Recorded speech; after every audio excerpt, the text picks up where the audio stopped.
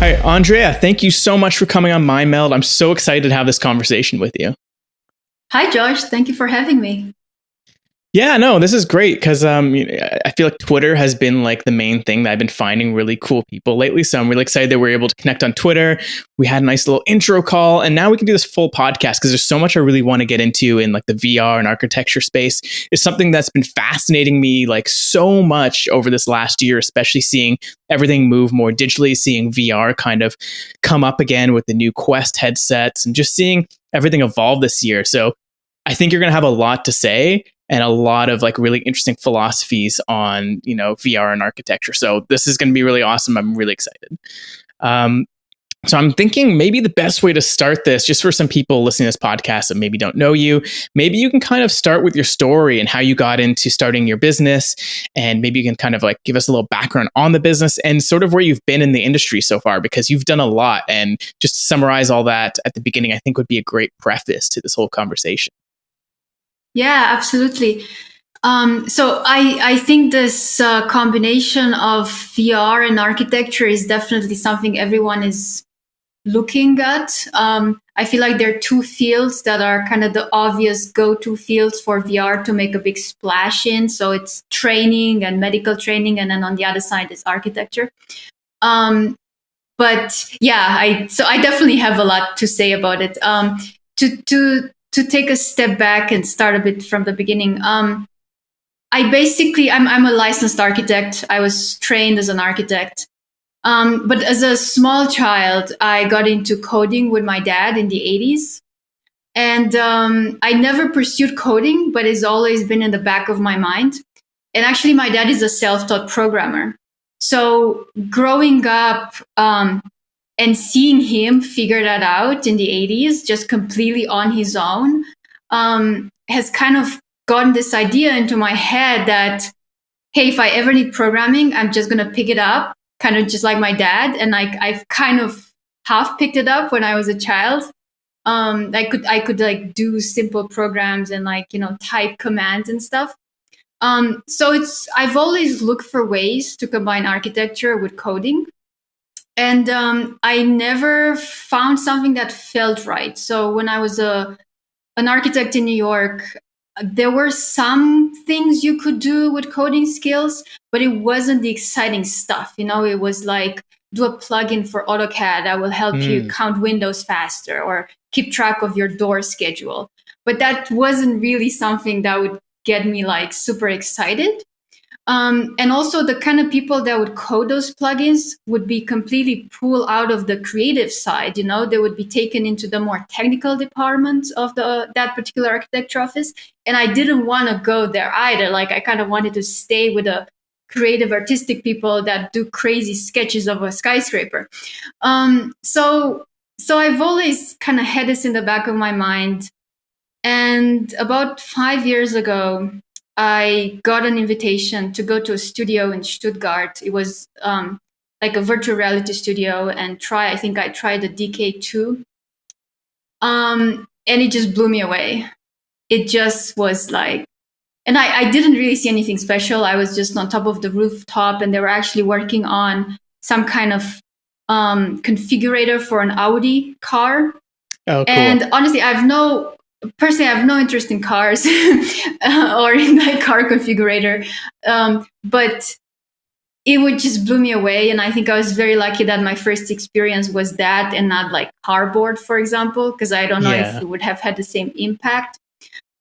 So basically, it was the first moment in my life when I felt so shaken by something I had witnessed that I felt my life cannot be the same again.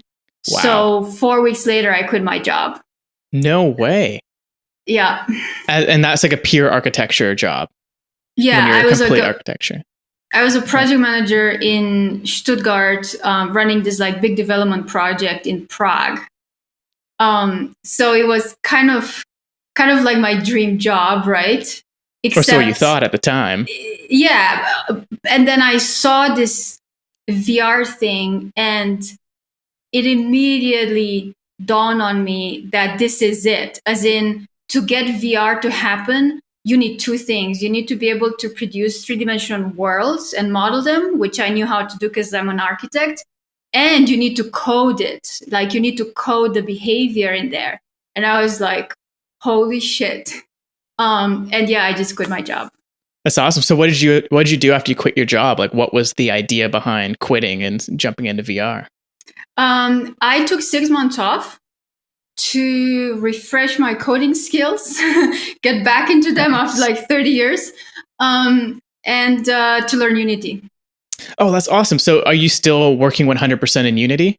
Yes. That's awesome. So why did you choose Unity over something like Unreal Engine, for example?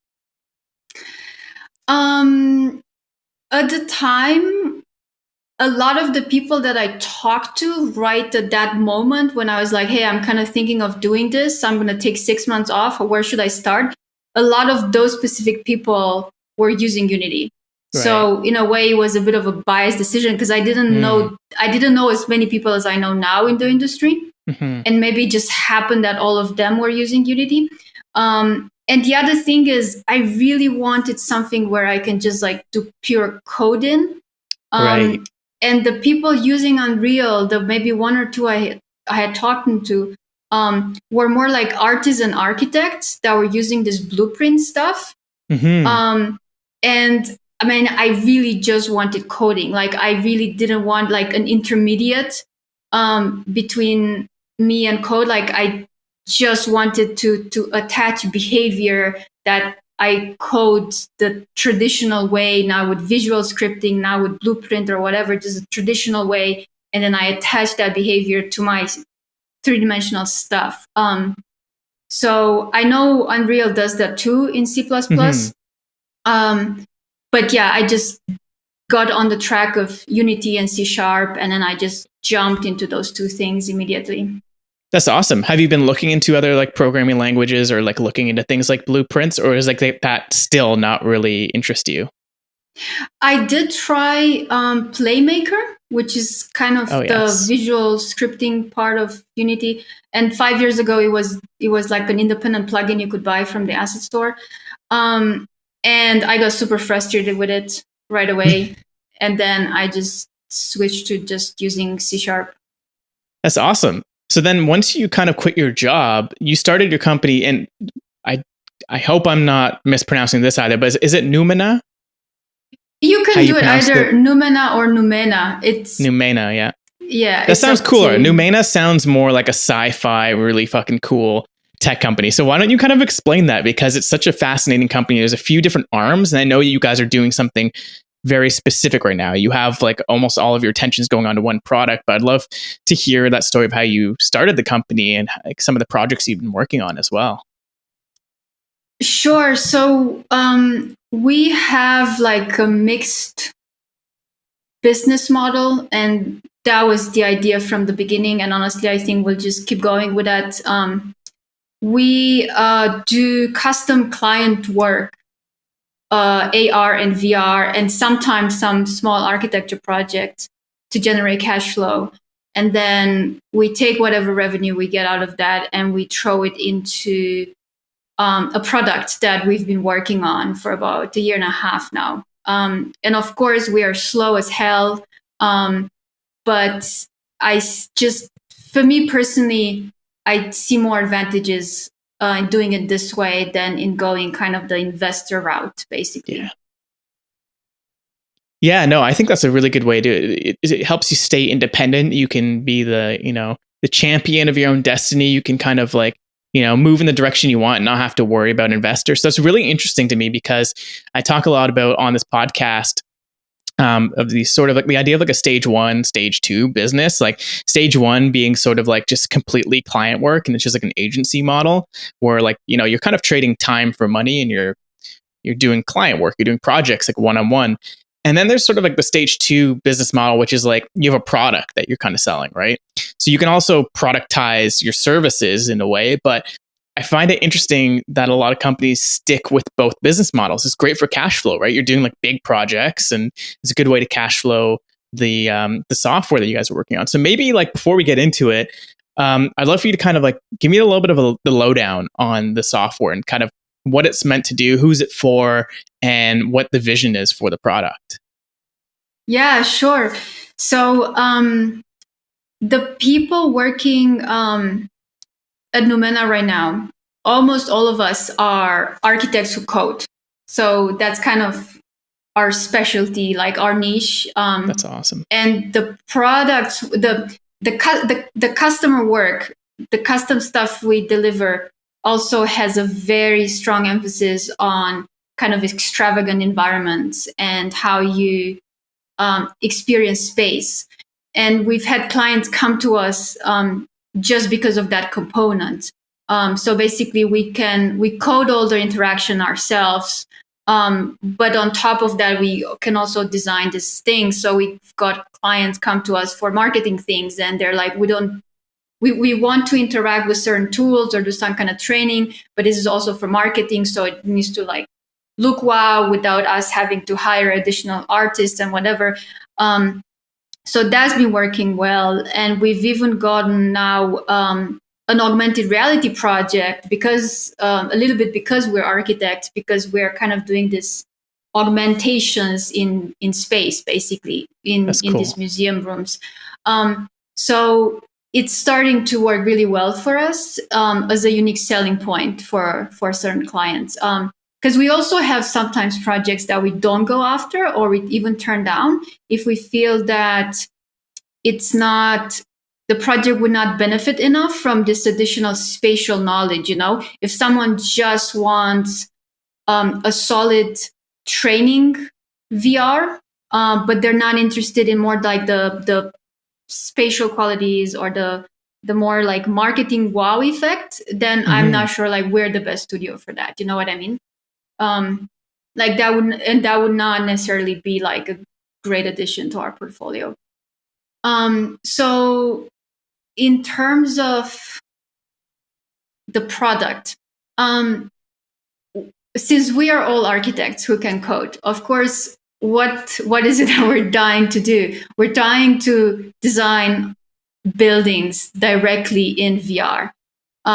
Because if you follow up these whole conversations that go on Twitter and other social media about workflow, right? Like VR workflow. There are tons of workshops and courses being offered right now on all the edtech platforms about how do you produce VR and what's your workflow. And it always goes, you have some kind of 3D modeling software, and then you take that into Unreal or Unity. But for us as architects, that just seems absolutely terrible because we want to be able to design and move things and make design choices in VR.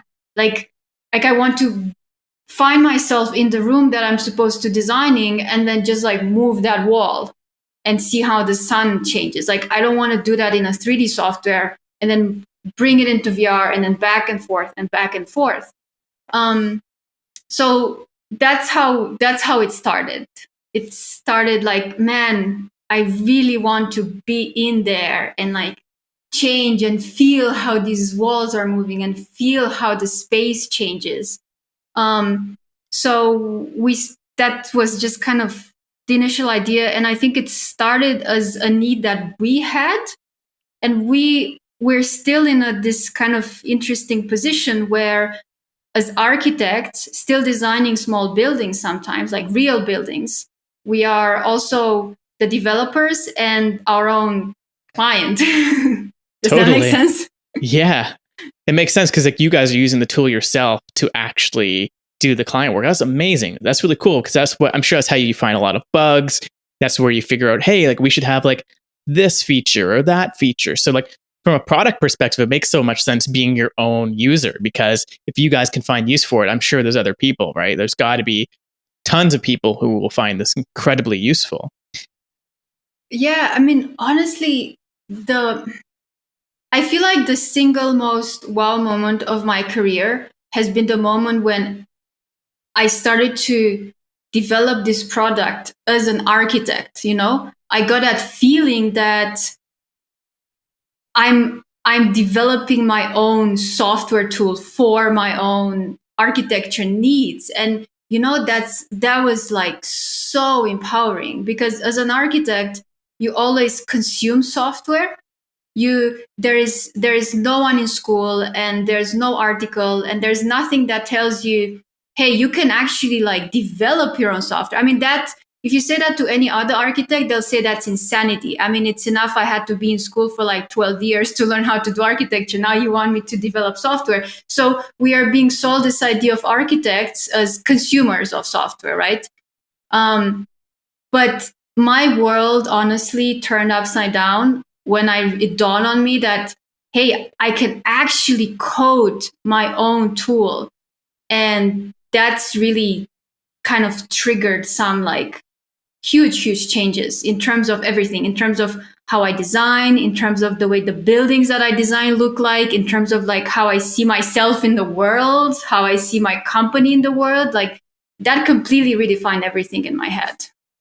Yeah, and like I don't know how open you are to this, but definitely getting on some more of like the philosophical stuff of that. You know, when you're building these, 3D worlds and you're in a virtual reality, I want to know like a little bit deeper on that, like how it actually changes the way that you view yourself in reality. Because I've definitely had times, as a VR developer myself, working in Unity and working with some of these tools, it's almost like seeing the source code of reality, right? Especially when you're really thinking about space. Like, do you go into like buildings and things like that and really think about it in a different way now after being in VR and after kind of seeing like the quote unquote like source code of reality? Do you kind of have like a weird, not even a weird feeling, but like just a different type of feeling when you go into spaces now? Yeah, totally. And after I spent like a whole day surrounded by virtual walls that in my head are going to one day become real walls. Mm-hmm. Because you know what I mean? Like there's a very big difference between designing completely virtual environments that are meant to stay virtual. So those I think of more like kind of ephemeral things that I can, add particle effects to them to dissolve them in the air or move them, or they're floating. So my mindset is totally different when an environment is designed as a virtual thing and stays virtual. But when I'm in VR designing something that I know will be built, then I'm trying to imagine how these walls would one day be actual solid walls. So there's always kind of this play in my head, right? Between, oh, is this wall virtual? Is this real? So after I do that for several hours a day and I take the headset off, then I do have this few seconds, when I look at the real wall and I'm like, okay, this is a real wall. But now with these graphic cards and these like headsets getting better and better resolution, your brain is totally starting to mess with you at some point. Absolutely. Oh, totally. Especially after like using, I mean, I have it right here. Anyone listening to the audio, I'm pointing to an Oculus Quest 2. Like the display on it is incredible. And I've used it with like the link cable onto my PC. So you get the graphics card plus a really nice display. And same thing. I'm like, holy shit. Like you kind of forget after a little while. So I think it's like, you definitely need some sort of like handle on reality that most architects probably don't even consider. You got to like kind of think about that, because you just kind of said about, having like particle effects and stuff like that. You can now play with materials that literally don't exist in reality. Like, when you're thinking about the materials you're going to use for a physical building, I'm sure you're thinking of like, oh, like what materials are we going to use? Is this going to be like a wood? Is this going to be some kind of granite? But with VR, it's like, hey, this could be a weird, particle effects and like explosions that won't kill you. And like, how could that change the way that you experience space? I think it's so fascinating. Yeah. And it's like it's a struggle for us right now to also do physical projects because we're a small studio. So we already have enough on our hands with client work and then our own product. So we only do small buildings, and we take these small real buildings only because we kind of use them as test test projects for software. But I do hope that one day, when some parts of the company are going to run more or less without me, that I'm going to also focus on growing the physical building part of the company. Because I feel it's a completely insane proposition and attempt to try to have a company that does both, has expertise in both these two fields. But I just find so much value in being able to play mentally with exactly what you just said, right? Is this going to be and stay forever a virtual wall, or is this one day going to become a physical wall? And what are the different type of needs of these two types of walls? So that mental exercise opens up so much fascinating potential and ideas and philosophies about the nature of space and the nature of human minds and how we experience space. Yeah, no, totally. And it only makes sense that you would use a 3D tool, like an inherent 3D tool like VR, to design these places, because people are using 3D tools. I put that in air quotes because they're still using a 2D screen, right? Most architects are using, like you said, AutoCAD, or like most of them are drawing, like they're drawing on paper, and like they're either using just the drawing or they're going to put that into a 3D model in some sort on the computer, but they're still looking through a little window. Like they're going to look at this building. It's not in one-to-one relationship with, like, sizing and space. It's like you're looking at like either a dollhouse view, or you're like looking on a screen. You don't get a full sense of space. So I'm sure like architects, they can figure it out. They probably have a sense. I'm sure more than anyone. Like you have a sense of space. Like you can kind of tell, oh, I know how big a couple, I don't know, 5 inches is, or I know how big 5 meters is. People like me, I don't really know. I can't really visualize that, right? I can't, like, okay, what is, like, how big is a space? So especially when you're talking to clients, whether it's a developer, I'm sure like people who get like custom homes, they need to be able to visualize it like exactly the way it's going to be in reality. Like I think a screen doesn't really do it. You can get maybe an aesthetic look, like, oh, I can see how it's going to look, but you don't really get a sense of feeling, especially when it comes to like a user experience of that house. Like there's no way to know, oh, this door is too short, or that it needs to go over a couple inches. There's no way to know that until you're actually there. And right now it's a little bit too late after they physically built it. It's very expensive to move a door or a wall as opposed to doing it in VR, right? So how do you think about that when it comes to like showcasing for clients? And I think we talked about this before, where you were thinking the people using this product that you're building might not even be architects. They might just be people who want to design their own home. So I'd like to hear how you guys think about that, especially philosophically, because it's interesting to me that we're still doing 3D work in a 2D screen. Yeah, so basically the market is getting more and more saturated at this point with VR visualization tools. That means you design your building in some 3D software, and then you export the 3D model of that building into a VR visualization / collaboration tool. And then you can meet clients there or your collaborators and just discuss the building. And what we're doing is completely different than that in 2 very big aspects. The first aspect is that what interests us is the following question. When you make design decision on a computer screen, you kind of have this God perspective, like this bird's eye view, you're in this very abstract mental space. So you take very logical decision. Oh, this door should be here. This window should be here. But when you are making the same kind of decision in a virtual space, you actually react to different kind of things. You react to things like, is the width of this hallway, does it feel right? Does the ceiling height in this room feel right? Does the light coming in December at 9 a.m. in my kitchen feel right? And of course, you still need the abstract kind of logic to make the structure of your building and everything work. But there are a lot of other kind of decisions that have nothing to do with the structure that you would never be able to react to and make if you design everything on a computer, even if afterwards you look at it in VR. So what we are interested in is to have these decisions, to make this decision in VR. So you don't just look at things in VR, you actually change the walls and change the windows in VR. And what we have seen, which is for me at least absolutely phenomenal, is that when you then take the 3D model the other way around, you take it out of VR. So you've designed it in VR and you take it out of VR and you put it in a regular screen-based software and you look at it, the logic of it, it's like so interesting.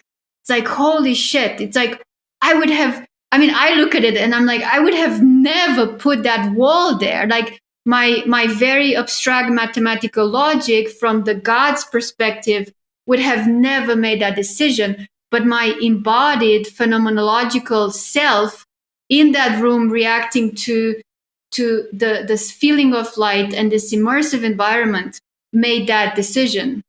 So this is the missing design element that for me is just amazing, that you do not have with the workflow that is being pushed forward by all these other visualization tools that are out there, and what we're doing differently. So I actually think that if we're going to design everything in VR and go the other way around, then bring it into a screen-based software, we're actually going to produce new styles. Like we're really going to produce buildings that just look different. Like VR is going to change the way cities and cityscapes look like, just because we are making different shapes and different things that our brains would not do on a screen-based software. Does that make sense? It totally does. And it actually like just brings up so many more questions for me, that is sort of like, there are kind of two really big points there. And the first one just being sort of, the default mode of designing from God mode versus designing from like an embodied perspective, right? Like when you're on a screen base, you're kind of in this God mode it's again, philosophically, we're sort of like the gods creating our reality, right? The world looks totally different now than it does 100 years ago. And I think that's really cool. But then when it comes to like human-centered design and it comes to like user experience design, I think architects could take a lot more from software development in that sense, where it's like, yeah, you should be designing from like, how tall is a normal human being? Well, they're not like fucking 100 feet tall and like this big giant looking at the small building. They're inside of it and they're looking up, they're looking around, they're going to be moving around here. So I think designing from that first. Do you think about that first? Like, do you design from like the embodied perspective first and then zoom out? Or how do you think about that now that you've been designing in VR? Yeah, totally. I think about it, I call it inside out design. That's interesting. I start with my scale and my body, and then I design outwards. It's kind of like I design way, like I put myself in the middle of the house and then I design my way towards the door. I design my way out.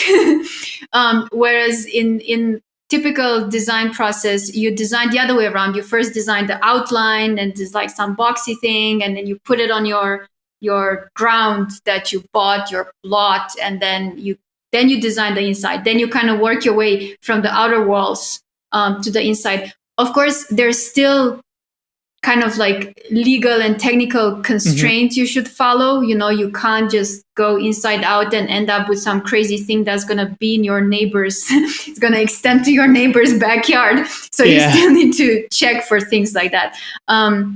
But it's a very different approach. And in a way, I feel like this was one of the things, for example, that was a bit like the elephant in the room for me when I was in grad school. So in architecture grad school, we would just design these kind of convoluted buildings. We had like fancy architects like Frank Gehry teach studios, and we would be praised sometimes solely based on the graphical beauty of the floor plan. And that always struck me as very strange. It's like they would comment things like, oh, that corner, that poche is like the dark stuff that you color the walls with. Oh, it looks so beautiful in there. And I was like, you don't even know the quality of that space. Maybe that is like a shit corner. It just looks pretty on the plan, which is in terms of the final, the use and the experiential qualities of space. That's like the least relevant stuff, how pretty the plan looks like. Totally. But on the other hand, we did not have VR at the time when I was in grad school, and there was no way for us to have a shared embodied phenomenal experience of that building. So in a way, we were discussing the only thing that we could all see and have access to, which were the drawings, right?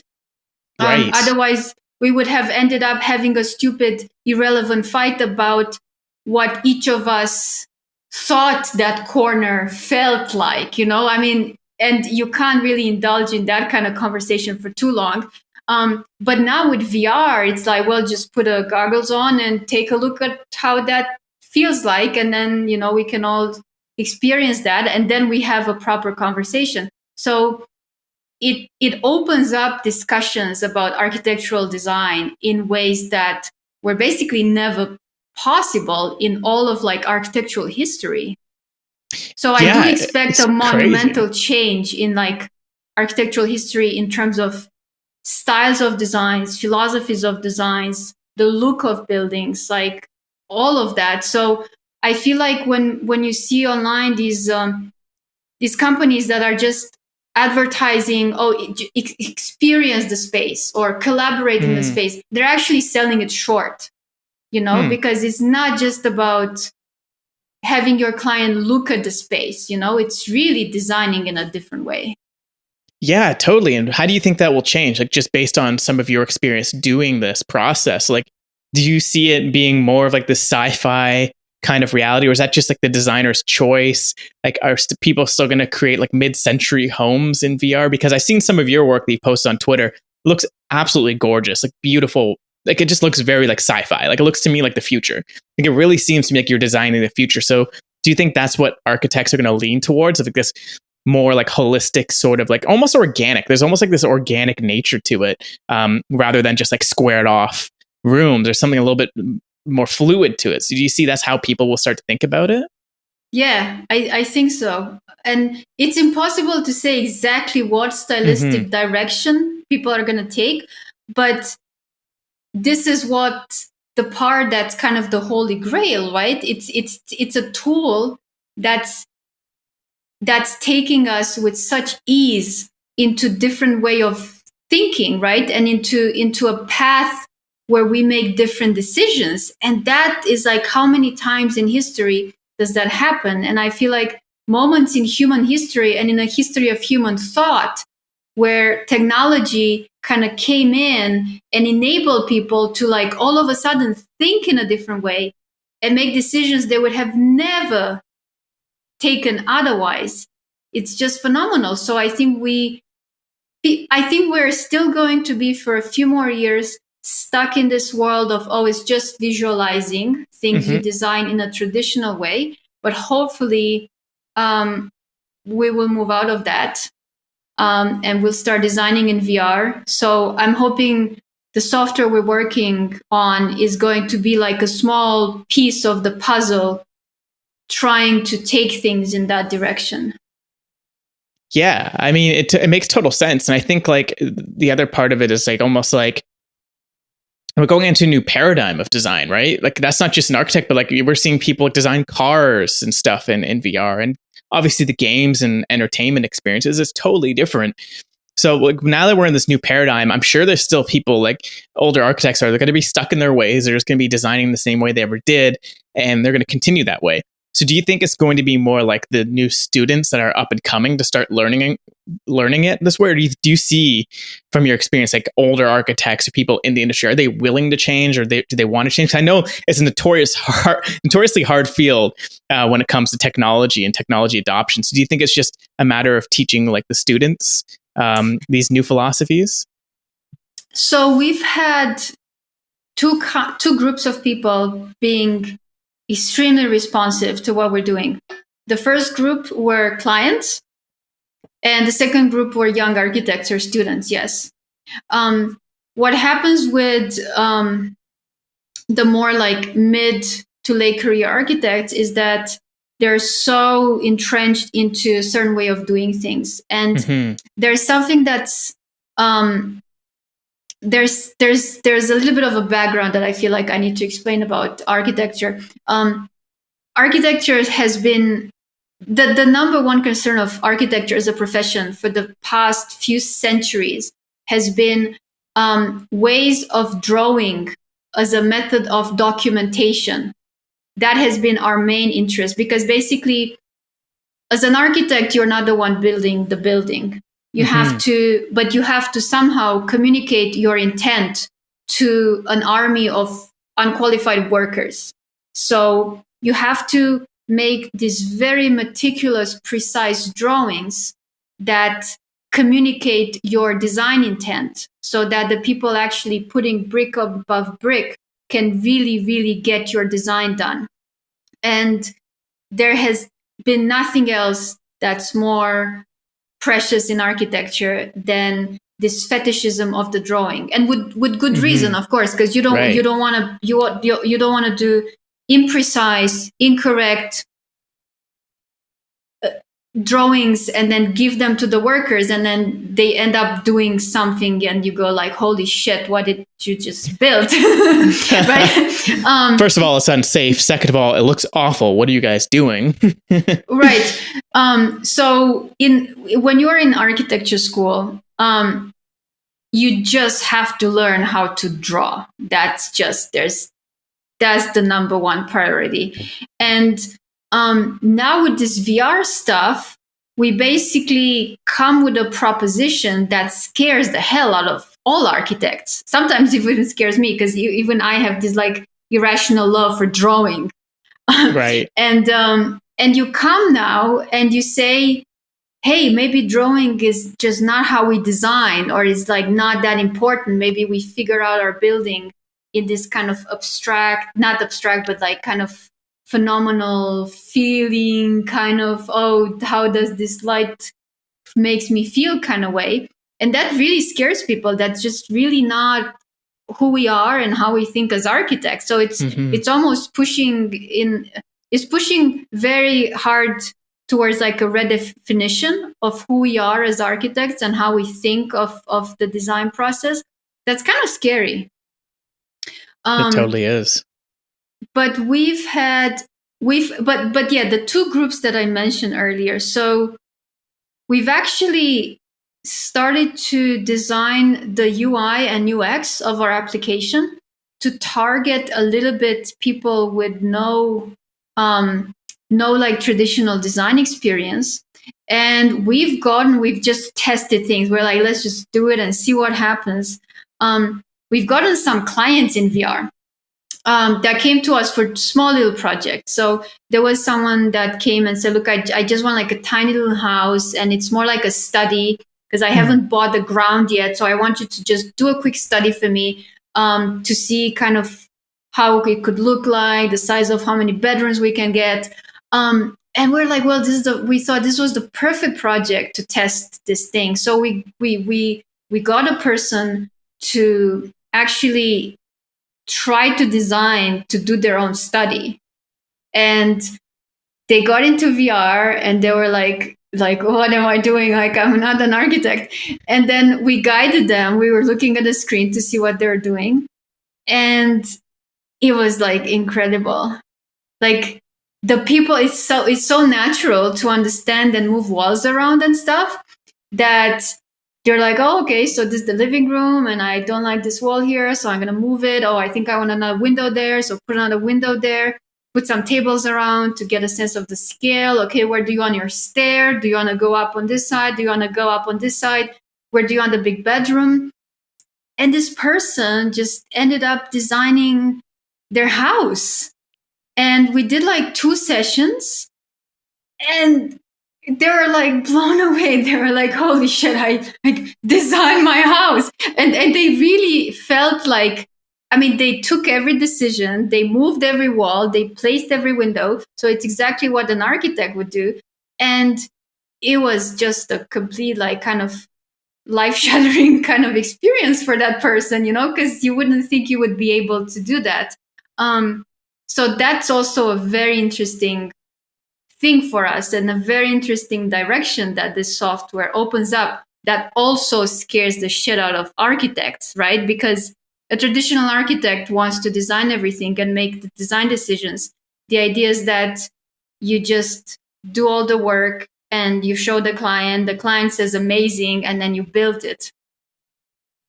Yeah, it's a totally different paradigm. And I think what's really cool about it is like, are you kind of familiar? I think we talked about this before, actually, the whole no code movement, which is funny because like you loved code and you love building it. But what's really awesome is you can then create applications where then people who have zero, not only no technology experience, but no architecture experience. And they can then become citizen designers or citizen builders where they can then use the tool. It's like a layer above the technology, a layer above, learning to be an architect. And it's so familiar for them. Like it doesn't need to be that hard. I mean, I'm sure it'd be really interesting to see maybe like a control group where you give them maybe a week or 2 week like architecture, like a boot camp. You just give them a little boot camp of like, here's like the design principles of architecture, then go do it. I'd love to see the difference between those two, or if it makes no difference between someone just jumping in and naturally figuring it out. Yeah, yeah, and we're planning a lot of things like that over the next year as we're getting closer to launch the thing and going into beta. But that's exactly it. Basically, what I did in architecture school, I spent a huge amount of time learning drawing conventions, right? Because representing in a two-dimensional way something that's actually spatial in 3 dimension is a lot of work, and that's what you learn as an architect. But now we don't need these conventions. We don't need these drawing conventions and symbols that show you that this is a floor and not a ceiling or whatever. And actually, I think that's the barrier. That's why normal people that are not trained are having such a hard time looking at architectural drawings and really understanding distances and everything. But you take that away, people can actually do it. Like people can make their own decision. People can answer the question, do I like this room? You know what I mean? Yeah. And I'm like, okay, then I actually think most of architecture could be transferred like to other people. Like all of a sudden the entry barrier becomes much, much lower for architectural designers, basically. Yeah, like think about how many people play The Sims, right? And they love it. And there's a reason why that game is like a cultural phenomenon. Like people love to do that. I just spoke to another woman on my podcast just I think last week, Melissa Vong, and she's an entrepreneur. She sells things on Amazon, like health and beauty. But what she did with her money was she wanted to build her dream home. So actually what she did, she hired an architecture firm to basically provide her with a few like prefabs, right? You get like a few templates, like, oh, I like that house. So she can already figure out what she likes. Then from there, she can start designing stuff like figuring out the tiles and figuring out like what type of materials are going to use. How are you going to like move things around? And she said it's like the most fun she's ever had. Like she absolutely loves doing this. So, you can definitely imagine people in the future who will definitely have these headsets. Like we're getting closer with the Quest 2. I'm seeing so many people who had zero interest in VR, just like tweeting about it and being like, this thing's amazing. VR is no doubt the future. I'm like, yeah, I knew since like 2015. Come on, guys. Like it took you long enough. So you can imagine these people just at home who have these ideas. They have these projects. Maybe it's a remodel. Maybe it's, designing their dream home, just picking it up, opening up this app and starting to do it. So my thought process too is like, I think there's another big opportunity on like the interior design aspect of it, where like, yeah, you do have architects creating the space itself. Maybe they can move things around, but I think there's a huge opportunity for the remodeling of things and doing the interior design. I think that's what a lot of people really love. So have you thought about that, like bringing in furniture? Like maybe I've seen like IKEA, they created like an AR app. So like these companies are trying to digitize their furniture and these things. So how do you think about that too? Do you think about integrating with them? Do you not really think about our furniture as much? I want to hear your thoughts on that as well. Yeah, no, we do. And we are having conversations with some furniture companies to get their stuff in. Yeah, for sure. So you can, so it's like immediately basically like a virtual showroom for them. And It's like a win-win for everyone, basically. They can buy right through the app, or at least have a list of it and they know where to get it. That's awesome. Yeah, I think there's a huge opportunity there. And especially even right now with AR, right? We're seeing that with the IKEA app and stuff like that. So you guys are doing a lot of AR as well. So like VR, I think, is like the nucleus of everything. Because I obviously believe in it a lot. But I think AR right now is what a lot of people are focusing on because people have these AR enabled phones. We're getting like the iPad Pro, the iPhone 12 Pro. They all have these LiDAR scanners. So how does AR and using AR tools fit into your workflow? So there's a bit of a funny story actually about that. We did one AR project that it's in the stores, and then we did some smaller stuff that for like in-house use. They're not in the store, and I kind of knew from the beginning that like my heart is in VR. Like I quit my job and started a company for VR, and I'm still like 100% in VR in terms of my personal needs and creative needs. But we did this early AR project, and it was great working on them. But I was a little bit disappointed on a personal level in terms of I just really felt like VR has so much more power, and I was really interested in just going into another universe. And for a while, I said, we're not doing any more AR projects. Like I just wasn't so much into that. And there was another thing that kind of really bugged me with AR. So many AR projects are kind of like a one-time thing. It's very, very hard to get replayability with AR. And that has been something kind of nagging me because I do want the highest level of replayability on everything that I do.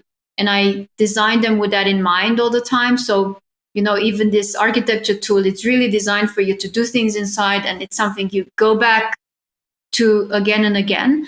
But how do you get that kind of engagement with AR, and how do you get past the initial like, oh, wow moment? You basically have this like 10, 15 seconds of wow when you see the augmentation, but how many more times do you want to see exactly the same augmentation and again and again? Totally. So I kind of hit a bit of a brick wall in terms of what's the next step for us? Like we can keep doing this marketing ARs, but it's really like the 10 seconds wow. And then people just don't open it again. Like you can't get the same wow again. And you can like kind of animate things and mix things up a bit. But I actually still haven't seen in general, even looking at work that comes out of other studios, AR ideas that really get that replayability and really get at engagement. So I was kind of like, okay, I don't see like a huge amount of potential, and I don't have any ideas or see anyone come up with ideas to get past these issues. Until we got this AR project and collaboration with a museum. And what we are doing now with this museum is basically a game. So we're doing an AR game that is activating like an area of the museum, like a little wing of the museum. So for me, that's very architectural because it's like a virtual intervention into an existing built space, which all of a sudden changes the conversation radically for me, because it's not just about scanning a marker and you see a little thing pop up. Yep. It's actually it's almost like applying a virtual layer to an existing space. Specifically for that space, not just in general, like you can open up the app anywhere, specifically for that area. It's specifically for that area. So it's augmented, it's augmenting objects and architectural elements that are specifically in that area. It wouldn't make sense anywhere else. And then it's a story, like it's a game. It's an actual game. Like you searching for things and you're solving issues and puzzles, and there is a narrative and a logic that actually moves you through a space, right? So it's not like a catalog where it's like marker after marker. You actually have to move your body physically through space. So all of these ideas, I think, or gave me what I was missing from the other stuff, gave me the excitement and the new kind of conceptual approach to what AR could be that completely got me back on the excitement track about That's awesome. AR projects. That's really cool. Yeah, I think that's really interesting too. Because like I think for me too, after like wearing VR and trying it out, like AR doesn't excite me, especially phone based AR. Right, that's sort of like the Google Cardboard of AR. So maybe have you tried like other headsets, like maybe the Magic Leap? Are you excited for like the upcoming Apple glasses? Do you think that will change things where it's like high quality head mounted AR glasses? I tried the HoloLens 1 and 2, and Hmm. I've been very disappointed in both. Yeah, I did not try the Magic Leap, but I mean, honestly, they just need to be way, way better than what they are now. totally. I haven't even bought any of them. If someone asks if we develop for them, we say no, we don't think the technology is there. We don't feel like we can deliver something that has like kind of flawless UX and stuff. The field of view is like crappy. Yeah. So it's not, for me, it's not to a point where I can guarantee a client a high quality piece of software that runs on that device. And until it gets there, I don't even want to spend time thinking about what I could do with it. Because yeah, I mean, if Apple comes up with something like a mixed reality headset that's just amazing and runs and works, and it doesn't have the limitations that we see with this other stuff, then I will totally like, get one and spend some time thinking where I could go with it. But yeah, I won't do that until I actually have the product on my hands and I'm like Nice. convinced. Yeah, totally. I think that's a pragmatic way of looking at it too, because there's a lot of people right now that I know personally that are like designing AR apps for like iPhone 12 Pro using the LiDAR scanner in the hopes that they could either like port it over to a headset or at least start learning about the design principles early on before they actually have the headset. So like, hey, like let's start doing this early. Then when the headset comes out, then we'll be like ready. So I find it interesting that you do it the opposite way. Like, hey, no, show me the product, show me it works, and then we'll figure out how we can use it. And I think that's a great way of going about it as well, though. Yeah, I mean, to be honest, I did go through 2 or 3 years in the very beginning of VR development where I was super excited about everything. I was trying all the new SDKs. I was experimenting with so much, doing all sorts of demos, like jumping on the latest stuff. And you can't do that forever. You kind of burn out. It was also during the time when Unity was just buggy as hell. It was also like the early days of Steam VR where I would just like spend half a day plugging and plugging things out of my Vive in like certain order and then switch the order and reverse the order and then like restart everything in the opposite order. And it was just a nightmare. And I kind of burned out because of the bugginess of it all. I mean, now Unity it still has huge issues, but it's way better than it was like 5 years ago. Yeah. With the first versions of Steam VR and like HTC Vive. And then I also kind of, it's not like I lost enthusiasm for demos, but I feel like I've outgrown the demo phase, and I still see LinkedIn and Twitter being completely full of like cool demos, like cool hand tracking demos. And and I feel now I understand the gap between a cool demo that gets like 5,000 likes on Twitter and a product in a much more profound way than I did 5 years ago. So I don't see it as a loss of enthusiasm. I see it as growing up. Yeah, totally. Being a grown up in the industry now.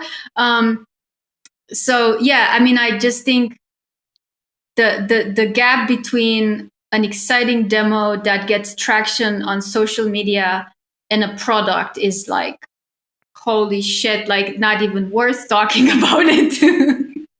Totally. It's cool to see on Twitter, be like, oh, it's possible. And that's cool. Like maybe we'll see where it fits and it's a cool little demo. But like, yeah, I totally agree. Like I'm always waiting for like a new product or like even if it's a new great game or something that's like it's a full on thing. For you, what was the latest thing that you've experienced in VR that did have that wow factor, that did kind of blow your mind? I bought Spheres a few weeks ago. I know it's been around for a while, but I just got to do it a few weeks ago. And the quality did blow me away. Like I know, it's like narrated by Jessica Chastain and things like that. So, but I think it's maybe the best VR I've ever tried. And what blew me away was actually the cinematography.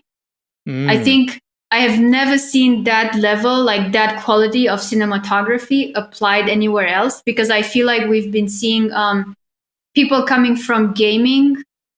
Most people who produce VR come from gaming. Then you have a small segment of people coming from theater.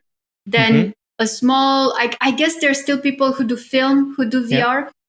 But for some reason, I mean, who was the director of Spheres? It wasn't Inarritu. It was another very famous director.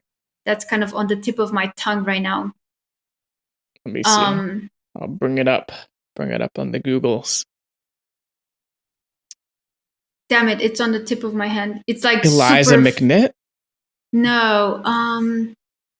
Maybe he was like a producer on it. All right, well, I'll try to find out. I'll put the link in the description. If anyone knows, hit us up. Yeah. But yeah, so the point being, it's a famous director and producer that actually Darren Aronofsky was the producer. So I haven't seen any VR influenced by a director of that caliber, of that nuance and finesse in cinematography. That's cool. It really blew me away. I mean, from like the synchrony between the animations, the sound, the color, Jessica Chastain's voice kicking in on exactly like the perfect note and the perfect time was just like bliss. That's awesome. And it gave me a completely new perspective on what was my gold standard in VR, which is Half-Life, Alex.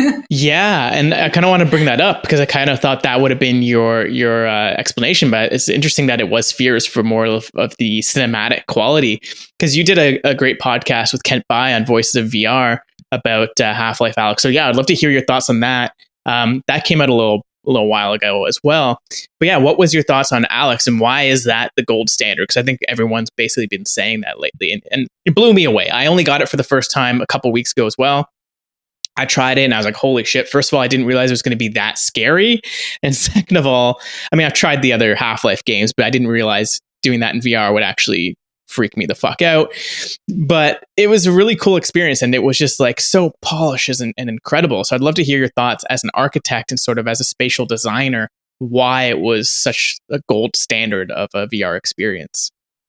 So actually, as an architect and as a spatial designer, I was not that impressed with it, right? Because in terms of architecture and environments, we're still seeing things that could be conceivable in physical reality, except for the end.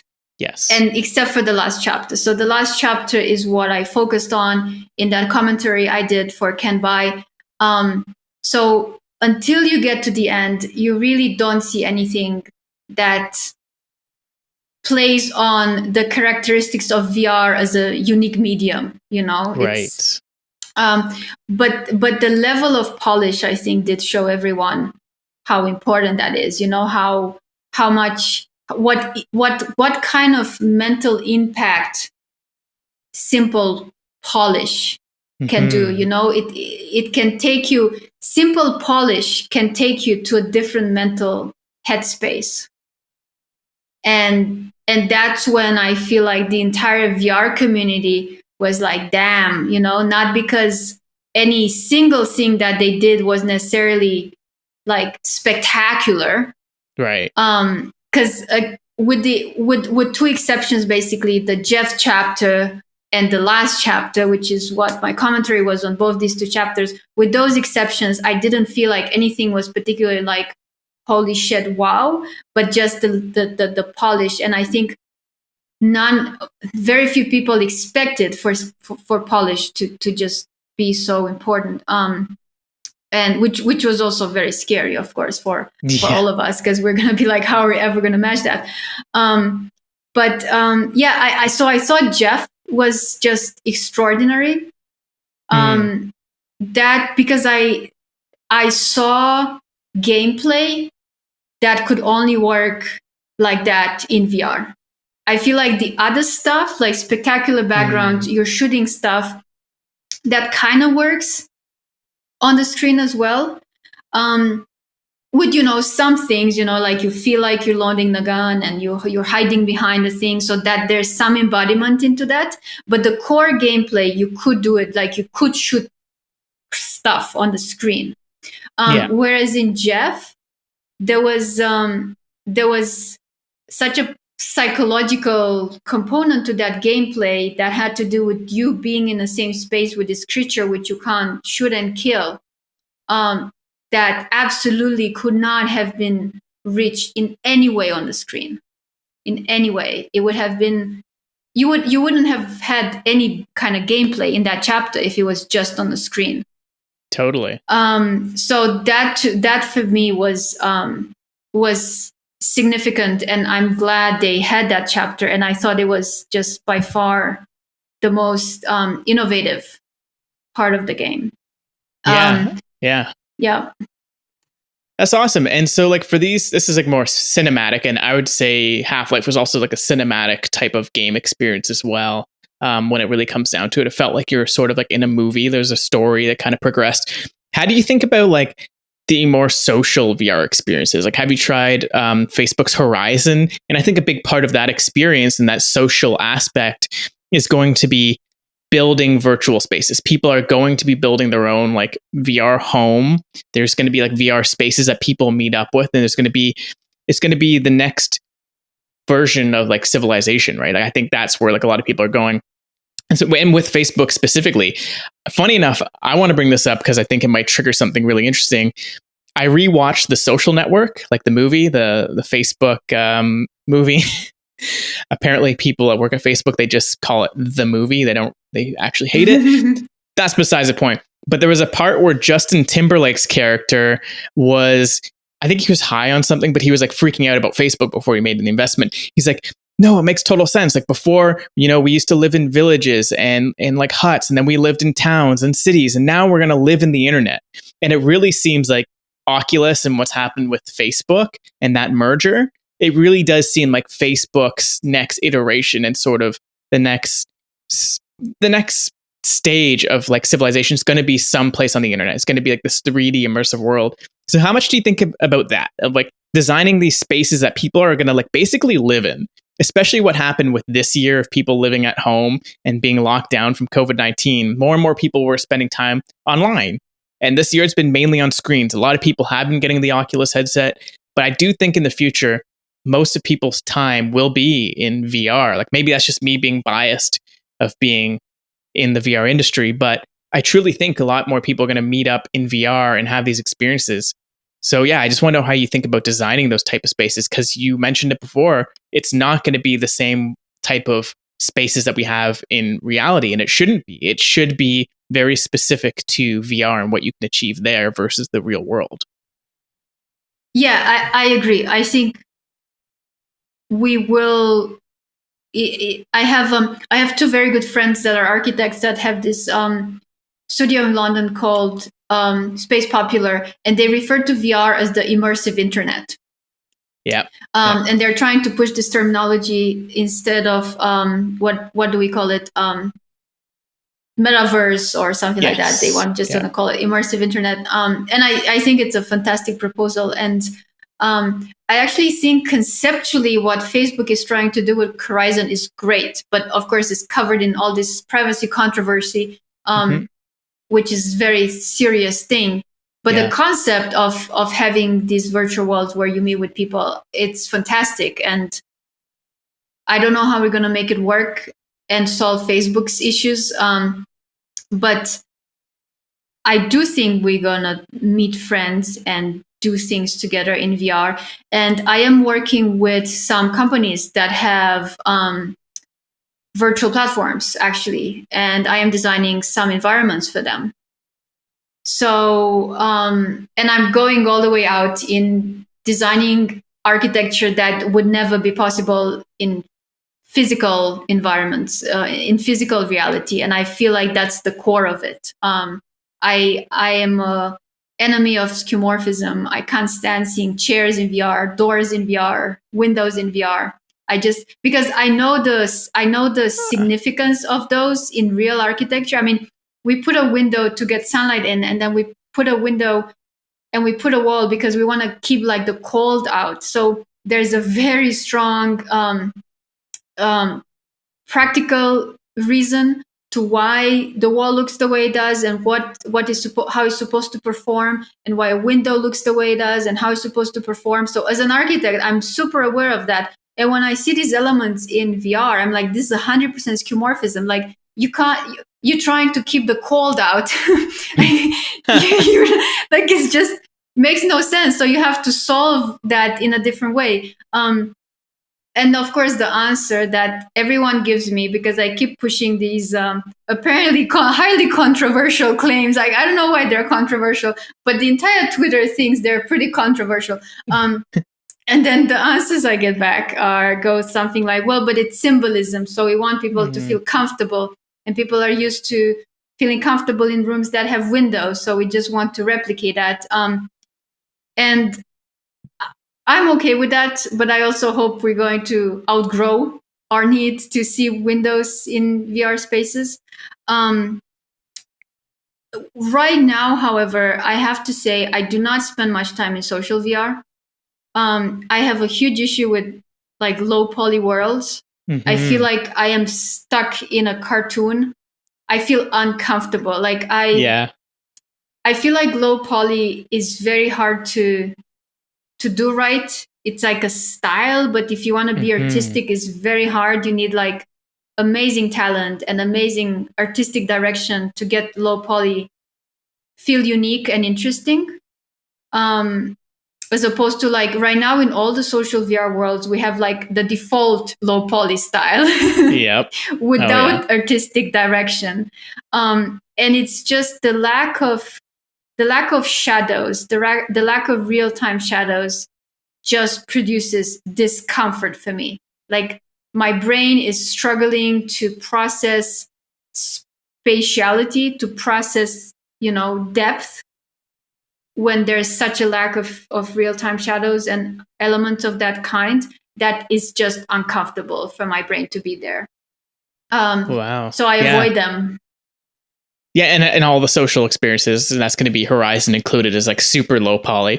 That's interesting, though. I was going to ask you that if like it needs to look hyper realistic or it needs to look realistic. So for you, when you're presenting something that's supposed to be done in real life, like how much effort and how much do you put into the rendering of it to make it look like really realistic? There's some great renderers out there. Like I just recently started looking into Corona Render, and it blew my mind how realistic it looks. It looks incredible.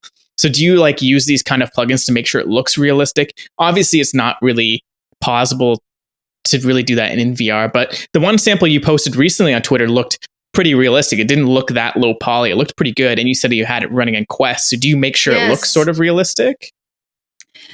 We tried the best we can. And we give the number one priority in terms of performance for us always goes to shadows. In architecture, I consider shadows a design element. So when I design, and I think if you look carefully at the last screenshots I posted of this application we did for the Quest, you will see that the real shapes actually get continued through shadow shapes. So when I design things, I also design the shadow that those things are throwing on each other and on the floor. So it's never just the actual volume. And then choosing carefully which shadows are baked and which shadows are dynamic and real time. Of course, we can't have everything be real time, but I think if you're strategic with that and you have some key elements that do throw real time shadow, it goes a long way into making this realism. So if I had to choose between that and very detailed textures with normals and normal mapping and whatever on them, and bumps and whatever, I would always give performance more to shadows. That's kind of where I put my money on. And then the other thing that I think I do a bit differently than these kind of shiny renderings you see both coming out of VR and traditional rendering software. I like things to look dirty and used. For me, that's the second thing after shadows that gives it believability and realism. And there are tons of websites where you see people put these shiny renderings that just look so luxurious, and they're taking a sunset next to how the building actually ends up looking. And in these renderings, people always, if you look at them, they for example, they render glass as transparent, and the reality is that in daytime glass is not transparent. If the sun is out, you do not see through glass. Glass is reflective. So there are just so many innocent lies that people put in those renderings to make it look luxurious, that I don't really do that. And then I try to show my buildings the way they would look on like a muddy, rainy October morning. And I like to splash mud on the bottom of exterior walls and stuff. I just love that. I love to see buildings, imaginary or not, being kind of used, and if you can make your design look good when it's not on the sunset and someone just splashed on dirt on the wall and the dog just peed on your main front staircase, and it still looks good and it feels like it belongs there, that for me is more lively and interesting than the other stuff. Yeah, absolutely. I totally agree. I love that because it also, when you're looking at even video game assets or CG assets, the more used up and banged up you can make it look, it's going to look more believable. It looks like it has a history, right? It's not just this thing that just popped out of nowhere. It's no, there's a history. People used it, and it maybe it, like you said, a dog peed on it, and there was a dog that it tells a story. So I think that's awesome. I think telling the story of that place is also super interesting. But where I want to go now is sort of I want to get into more of the entrepreneurship side of things, but the business side. But before we do that, I just want to ask you, where do you go to learn more about architecture? What do you go to kind of just see what's new, what's happening? Where do you learn about new things? And then secondly, do you have any good resources that you can share with people who might just be interested in this? They might want to read a book or read a blog. Where would you point them in the right direction? So I have some ideas I can share with you, but I have to preface that by saying that architecture is a bit in a crisis right now. Actually, architecture is actually notorious for always being in a crisis. Even when I was in school, all my professors used to say we're in a crisis. We're always in a crisis. In a crisis as in, how does the discipline of architecture fit into the world, And a lot of people are asking that question now as well. Given all the shit going on right now, how can we as architects contribute in a meaningful way? Because honestly, all we do is build things for rich people. Yeah. So it's architecture, but in this sense, of course, architecture has always been a crisis because our clients have always been dictatorships or rich people.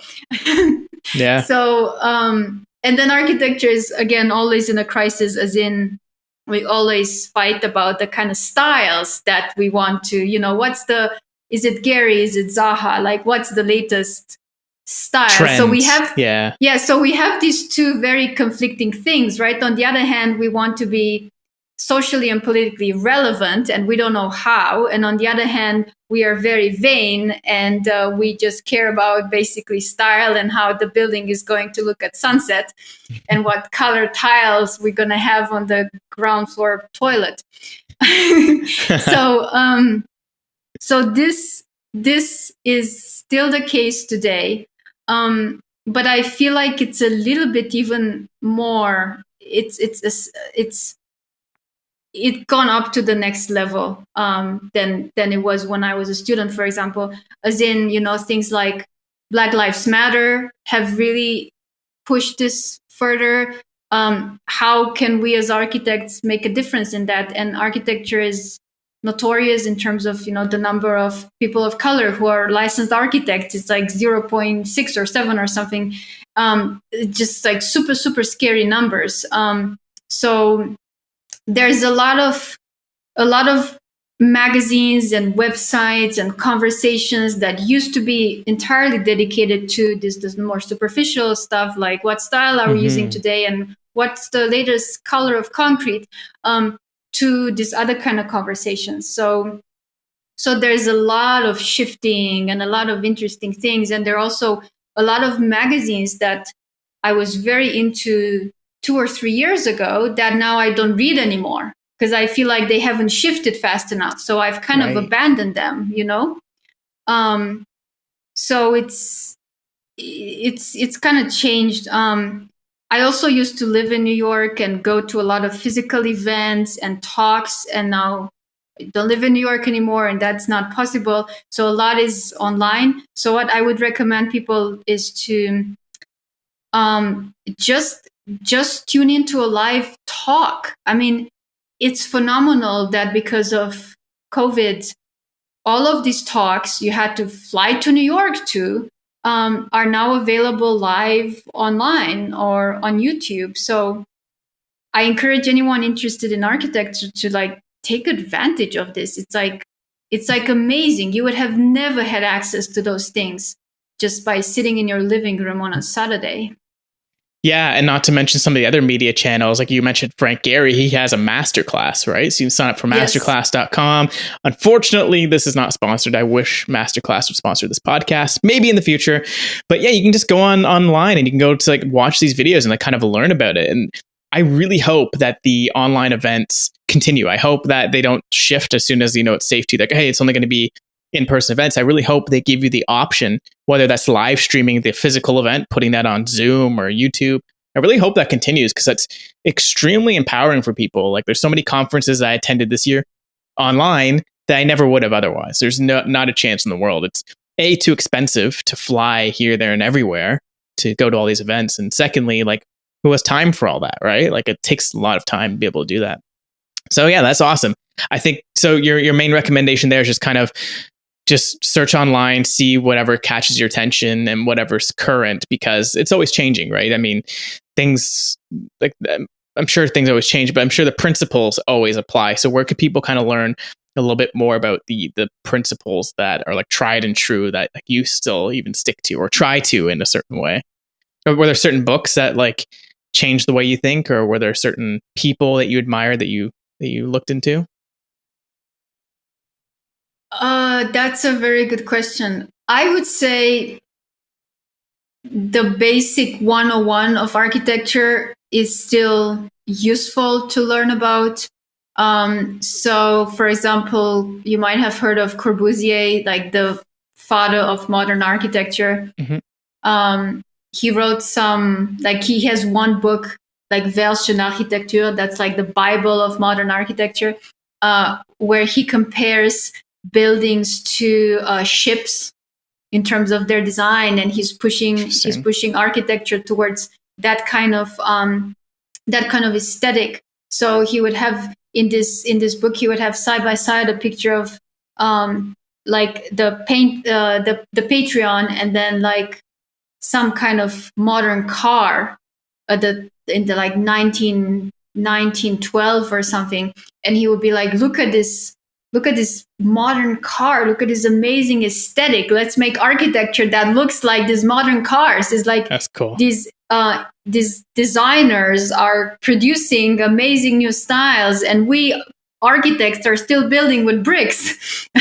We have to like enter the modern era. So and he comes up with design principles that basically change the way we design and change the way cities look like. So that's awesome. He was the most influential modern architect. So it's still, I would argue, extremely valuable for people who want to learn the basics to read books like that. It will explain why when you go into a city that was built in the last 70 years, things look the way they look, is mostly because this guy came up with principles and styles that made everyone apply this. He was so convincing in his arguments. That's awesome. Well, I hope that you can be just as convincing in your arguments so people kind of move towards virtual design and start, maybe that will really have a huge impact on how the world looks in the next 100 years, because I'm sure it will. The tools shape us and we shape the tools, right? As Marshall McLuhan says, if you're familiar with him, fellow Canadian media connoisseur.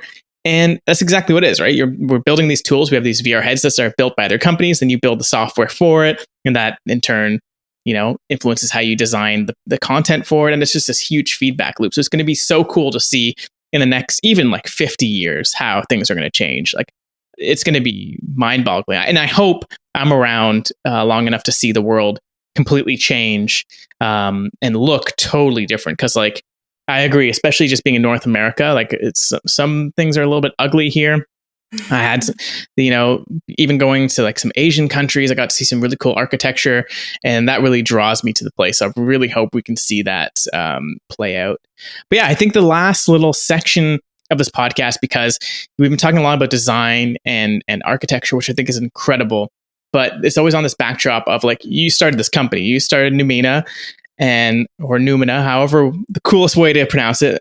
I want to know, first of all, where did you come up with that name and what does it mean? Because before we get into the business side, I just need to know exactly your thought process behind starting that company. Yeah, I love the story I have for this, and it's a real story, 100%. So as you know, I'm super into philosophy. I've always been into philosophy, and I started to read continental and German philosophy when I was pretty young. And I'm super into Kant. It's a bit of a paradox that I'm actually living in Germany now. And basically, Kant coined two concepts: phenomena and noumena. Phenomena is the plural from the English word phenomenon. So that is things that we are able to witness through our senses. So a phenomenon is something we can see or hear or taste. And noumena, the singular is noumenon, plural is noumena, are the opposite of phenomena, which is things that maybe exist, but we cannot perceive through our senses. Because we don't have the senses for it, or because we don't even have machines that can perceive these things that happen. Maybe they don't even exist, but Kant had this term for it because he said, if there's phenomena, there has to also be noumena, because we're not God, so we can't perceive everything. And I thought that kind of matches VR, because in a way you put this headset on and you see things you would not see with your regular vision and senses. So I just called the company Numena. That's awesome.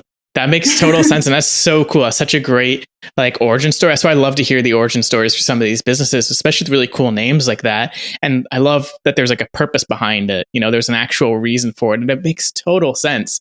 That's so cool. So how did you get into starting the business? So you talked about, quitting your job and then eventually starting it. I kind of want to hear the story behind that, because was it in America that you started the business and you started building it up when you were living in the US? No, I was I was in New York, and then I took what I thought at the time was a year off from corporate America, and I got a job in Stuttgart, also as an architect in Germany. Okay. And I was planning on going back to New York actually after this 1 year in Europe. But then I had the experience where I tried this VR thing. And I also met at the time what ended up being my business partner. And I said, look, I have this idea. I have to somehow turn my life into this direction because I feel like I can't live without VR anymore. And this is what I meant to be doing. I know that sounds incredibly cheesy, but No, totally. that's true. And then he said, yeah, let's just give it a shot. And he's German. And he lives in a small town close to the Swiss border. And here he had some friends that have a design studio that were doing animations like Maya kind of animations. Cool. And they started to have clients asking them about like new things and VR and stuff like that. So the first projects that we got were actually collaborations with this animation studio. So they were preparing the 3D models in Maya, and then we were putting them into VR and doing the coding for it. And that's also kind of the reason why we are in this tiny little town and we are not in like some big city. And it turned out quite well in the sense that what many people don't know is that the German industry is not like in Berlin. The German industry is actually in the south. It's in Baden-Württemberg and Bavaria, so the two states at the bottom. There's some in the north as well, like around Hamburg. But basically, cities like Berlin are very known for like a rich cultural life. Mm-hmm. But sometimes I heard some Germans joke by the fact that Berlin has like a negative like gross product. Like basically, they just spend the money that the German industry makes in other areas. So we ended up having a lot of industry clients and some big clients like BMW for our custom VR applications. And I think we wouldn't have gotten them if we were necessarily, located in Berlin. So that's kind of how it started. That's awesome. And ever since then, you decided to just stay in that town. You didn't want to leave or go to a bigger city or even go to the US. And I guess now, because it's easier, right? I mean, with remote work right now, everyone's working remote anyway. So it really doesn't matter where you're working. And I find that so interesting. Huge pillar for this podcast too. I love remote work and I totally believe in that as being the future. There's a huge place for VR in there as well. Don't even want to get into that because it's an entirely other conversation. But it's really interesting that you just stayed in this like small town. Like that's really cool. So what was your thought process behind just kind of staying and building up the company there? Well, this is where we got the clients. So before Corona, people did care about us being closer. We did have in-person meetings with them. And they wouldn't want to like spend a whole day driving to Berlin or to Hamburg. Right. They were looking for a studio that is maybe within like an hour, 2-hour drive. And then we even took part in some, what is the English word for it? My English, since I moved to Germany, my English hasn't been great. In Europe, a lot of companies and all state-owned institutions have to do like a public bid, basically, for projects. Okay. So institutions like museums that are publicly funded have to do like a bid in the whole of European Union for projects. And private companies don't really have to, but sometimes they choose to do it just because they get more projects and more proposals they can choose from. And a lot of those actually mention that your studio should be located within like a 2-hour drive from them. Interesting. So that was a big reason why we stayed here, right? Because like our clients are here and our clients want us that we're within 2-hour drive from them. Now, of course, things are changing because of Corona. But that's kind of why we stayed for like 3-4 years in this place. The museum really project cool. That we got also specified that they're going to prioritize applications that are as close as possible to them. And it kind of makes sense because because the AR game we're doing is so location based. We do have to drive there and test like all the time.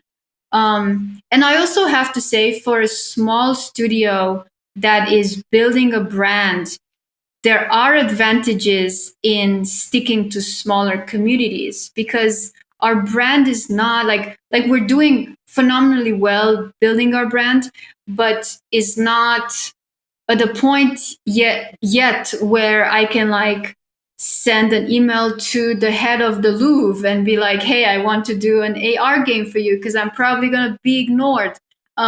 Maybe in a few years, not, but it's still easy to belong to a local community and to be the obvious choice for the museum of that local community. Do you know what I mean? And we're trying to build a portfolio that way. So as a strategy for us, it really made sense, and it worked.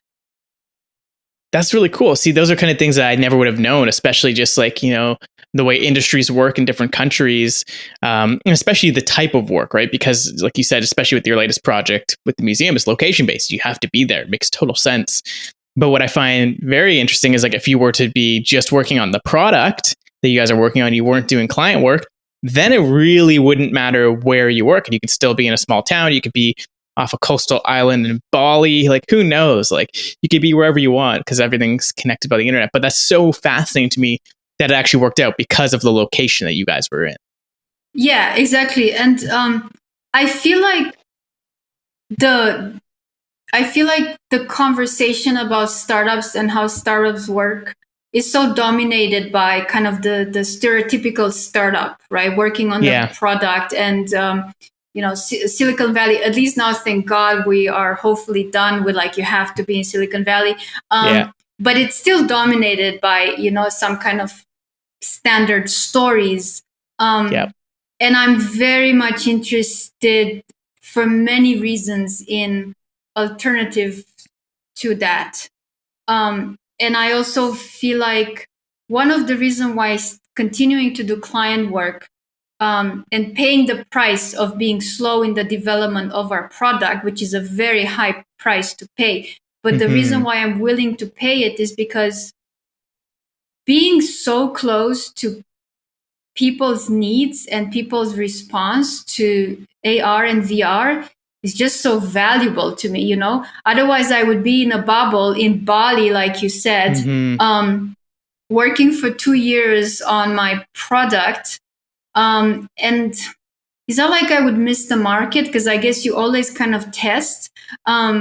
But for me, there is a richness on being close to like what ordinary people think about this technology, and how like a 65-year-old museum visitor reacts to AR and VR. And maybe, you would say, well, but that's not our target audience. The 65-year-old guy is not the one it's not the future, who's gonna buy our product. But I don't know, for me there's like a grittiness and a human nature element that I don't know, like I want to live and interact with people on this, I don't want to say low level, but I feel like, in terms of the big narratives of like, oh, I've raised like $50 million for my startup, and I'm thinking big and I'm growing the next empire. It's very, very removed from what I love to do some days, which is go to the 65-year-old and ask him how he liked my VR.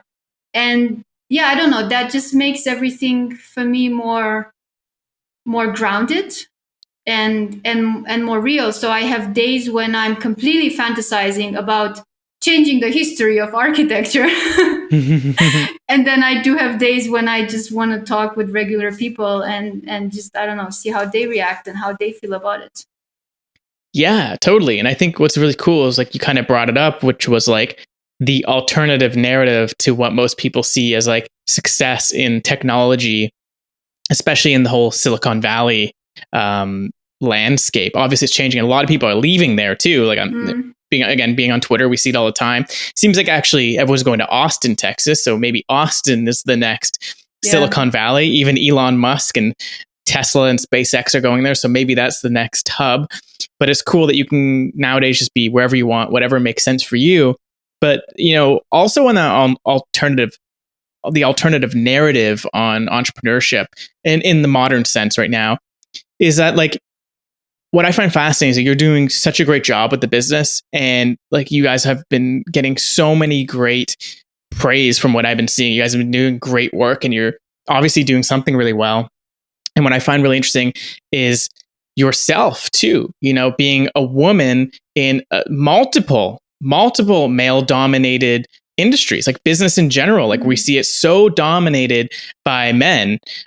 Architecture too, I don't know too deep, but from what I know, just having a family and friends in that space, I know that's also heavily male dominated. And in VR and like gaming, like that's also extremely male dominated. So it's really cool that you're like on the forefront here. You're putting your voice out there. You're putting your work out there.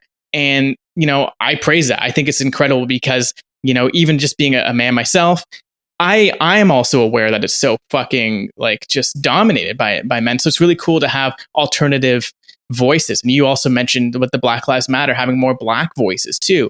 And that's one of the reasons for the podcast too. Like I want to have every type of voice possible to get different, different aspects of the world, but also get different perspectives, right? So I kind of want to hear your thoughts and maybe your philosophies on being a woman in this industry. Because maybe for me, being on the opposite side here, maybe it's not as big of a deal to you, but I definitely want to bring that up because it's such a big cultural point right now, especially in entrepreneurship. Right. So this for me is actually a very hard topic. And I'm still exploring how I want to publicly approach this subject. Mm-hmm. I've been asked lately quite often to talk at things like women awards in tech or to give this kind of speeches. And right. I generally do it, but I'm always a little bit torn because of two reasons. Because in my head, I kind of, there's like, so let's say there's an event saying, like best woman in mobile apps award. And if you turn that into like the male version, like best male in app development, it sounds ridiculous, right? Exactly. Like we don't award males for being the best male in development. That's kind of like a given. But so part of that is like, I don't want to be judged according to other women. I don't want to discuss the fact that I'm not a man because in the field that I'm in, it's not relevant. So honestly, unless we're talking about like reproduction rights, it's not relevant that I'm a woman. But on the other hand, I also agree with people who say we do need these events because we do need to somehow bring more women to the forefront. So I'm torn. But on the other hand, like you mentioned, architecture, yeah, I mean, being a young architect and female in New York has been brutal sometimes, like totally brutal. And there have been occasions where like I was in a meeting and I was like leading the meeting as an architect, and guys around me would turn to me and ask me to bring them another coffee, like in the middle of the meeting. So those things do happen. So part of me says, look, let's not discuss the fact that I'm a woman. It's not a discussion about reproductive rights or like female organs. So I don't want to talk about it. On the other hand, I'm like, well, we do have to talk about it because obviously I'm having a different experience than a guy. At the end of the day, I don't understand why. Yeah. So I'm still figuring out how to approach it basically. But at the core, I've started to sometimes tweet about something that I'm totally fascinated about, which is gender in virtual avatars. And I feel like that's a bit of that's kind of a little side entrance maybe into the topic that I feel more comfortable with. So I post sometimes some tweets that go something like this. When you are in VR, do you feel your gender? Do you feel like you're male or female? Because really in VR, like you don't have your body, so you really don't have your gendered organs or anything. And you could choose whatever avatar you want. So, and the reason why for me that's fascinating is because since I was a small child, I never thought of myself like in this my mental space or in my interactions with people that are like not romantic sexual interactions as being male or female. And for me, that's been natural. And actually, Mm-hmm. the brain, like I've read tons of studies about this. The brain is not gendered. Abstract thinking. So abstract thinking is not gendered. Like I haven't found any study that show any differences between male and females in terms of abstract thinking. So I'm like, when I'm discussing philosophy with someone or VR, I do not feel male or female. And I know some people will disagree with me. Some people will say, no, there's like a female perspective to VR development. Like I don't feel any kind of female perspective to any of these topics. And in VR, I would either choose a non-humanoid avatar. Like my preference is a non-humanoid avatar because it's not only that I don't feel male or female in VR. I don't particularly want to feel human in VR in terms of my body. I don't Ah, even understand why I need to have 2 hands and not 5 hands, to be honest. Like it's just very silly to me. And the answer is always the same answer I get for why we have windows in VR, which is because people are used to it. right. For me, I'm like, I want to jump into VR. I'm not a man. I'm not a human. I don't want to have 2 hands. I want to have at least 5 hands and 2 heads. Um, so, yeah, I don't know. I mean, ideally, we would move past labeling of any kind. Mm-hmm. Um, but the issue at hand is that discrimination does exist. So we have to. I just feel like sometimes the way the discourse is brought up pushes towards more labeling. So I'm personally looking for ways to speak up against specific discrimination against women, which I've experienced and I'm familiar with, but without pushing into more labeling and into more like boxes, like we are women and we are here and these are men and these are here, because I don't think there's any difference when we're having this kind of conversations. That does make sense, or did I just like dig Oh no, myself that into a hole? no, that was like, I think the philosophy that you have on that is spot on. And it's very similar to how I feel. And I think I'm in the same boat where it's like, it's hard to bring up those conversations because some people can take it the wrong way. I don't know if I've told you this before in our other call, but I literally had someone like say they do not want to be on the podcast because I accidentally said female entrepreneur instead of like a woman entrepreneur. She like sent me articles on like why that was wrong. I'm like, okay, like you're just perpetuating that. Like I'm trying to have a healthy conversation here because like you said, like I waited specifically till the end of this conversation to even bring up this topic because it's exactly as you said. It's like, I don't care what the gender is of the person starting a business, working creatively. Because when you're drawing, when you're doing any kind of VR, when I play guitar, I don't feel like a man. I don't feel like the gender is nothing. It has nothing to do with that, right? Especially when you put on the headset, right? Like when you're in VR. I totally agree with you there. Like there's no real gender unless you want to put on, a virtual skin that signifies that you are male or female. So I totally agree there. But then I'm also aware of the reality, right? I mean, there's always a huge gap between what we want to happen and like what the reality is. And that also happens because it's a different generation before us too that had perpetuated things. There's been narratives and, the way society had been built up in like the 50s up until now. I think we're reaching this paradigm shift now in so many different ways that I think like we're going to get on the other side because there's more people that think the way that we do now. We're seeing way more transgendered people. So people aren't even talking about that. Like, do we give out best transgender in VR? No, that's not an award. Like, that's weird. Like, why does it need to be that way? It should just be, okay, like best mobile app. It's about the project at the end of the day, not the person who made it really. Because I think personally that your project, there's always a level of ego-ness, right? With any creative field, like, there's some ego involved. But I think when you bring in the idea of gender is that's just like another layer of ego, right? Because you're more like self-aware in this like physical sense of like, I am a man in this body, in this world. Whereas, like you said, when you're in VR, you're just like this fucking floating like consciousness. Like, what the hell even is this body? Yeah, we're born into this, but now we have these technologies that can help you kind of like get out of that. And I'd like to see more experiences where the gender roles are reversed. Like, I want more, like, I do want to have female centered experiences, not just because like there should be no gender in VR, but because now I can sort of feel what it's like to be a woman in a situation.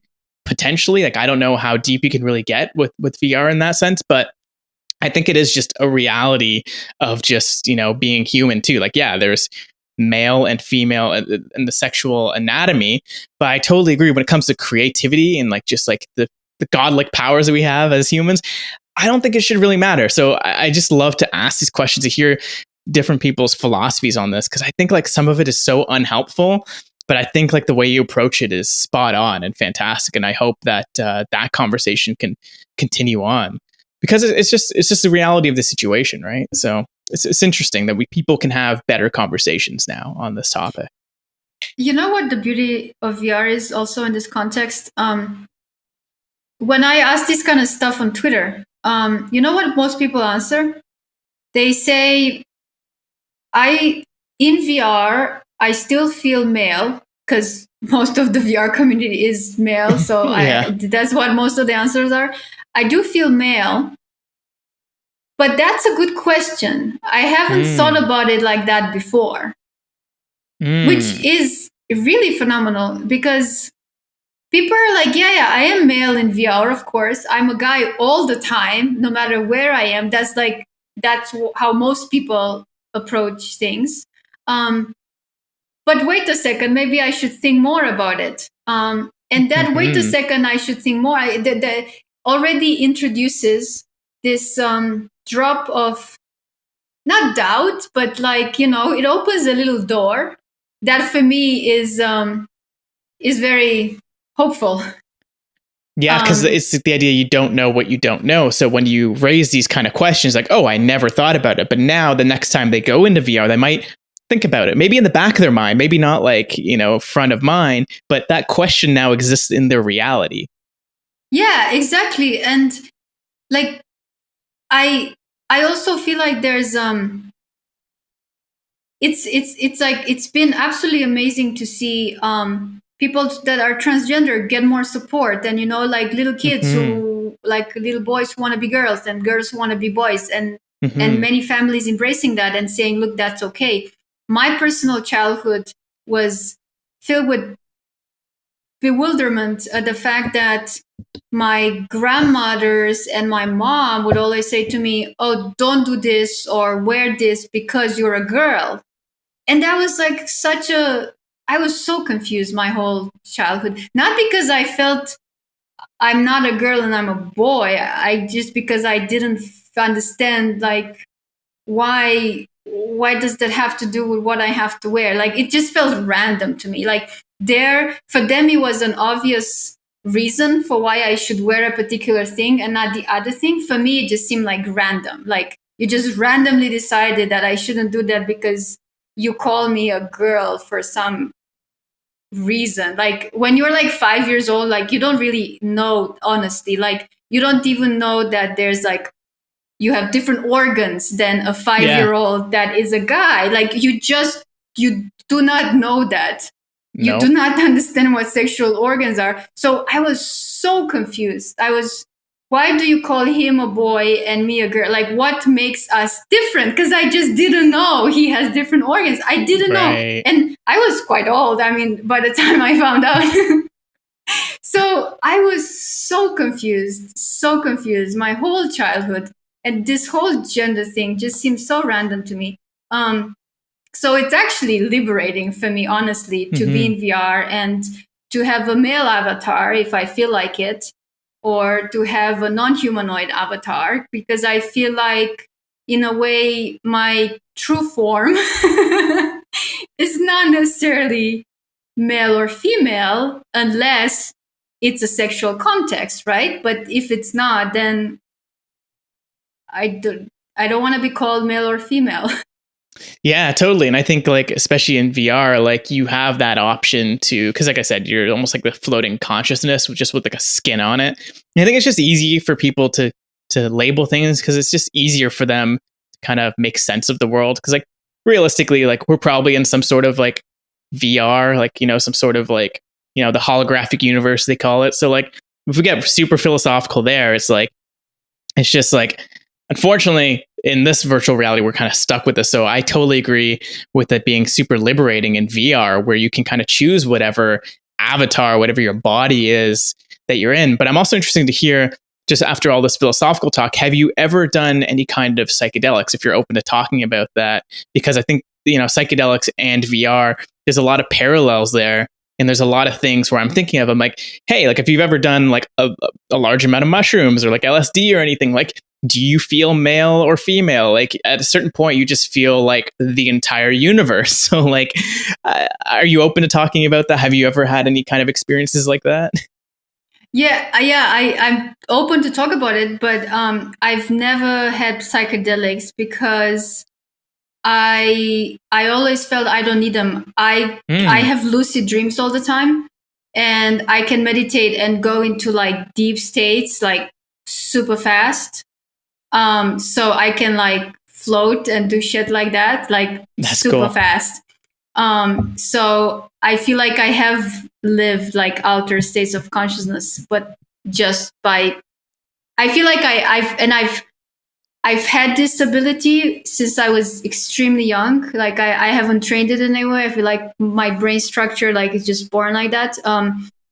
But I can basically it just occurred to me much later in life that not everyone can do that. Because I ran into some websites that teach you how to go into like theta, brain waves, and whatever. Yeah, Whereas I was like, oh, I can just do that.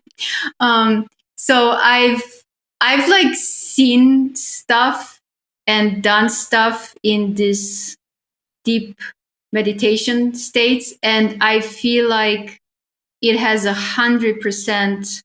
It's 100% the reason why VR was had such an impact on me. Basically, it's why I said, okay, I need to quit my job and do this thing.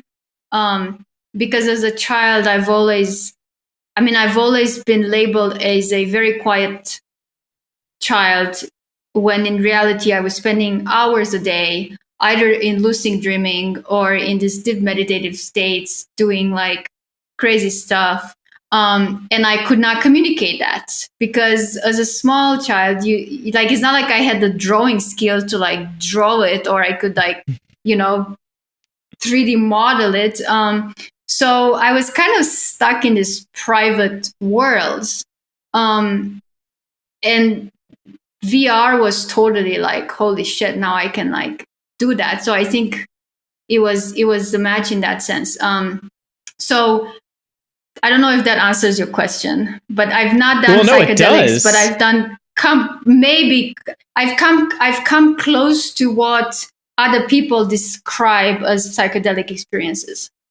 That's cool. No, I think there's a lot of people I've spoken to that have said the same thing. They're like, it's the Salvador Dali. Like, I don't do drugs. I am drugs, So I think that's really cool. And it makes sense that you would go into this profession and start this company because now you have sort of like the tools that you didn't as a child, right? To be like, hey, I can actually visualize this. And not only visualize it, but now I can invite others into this lucid dream. And that's kind of how I felt it. Like when I Mhm. was first getting into VR, I think it was like Oculus DK1, DK2.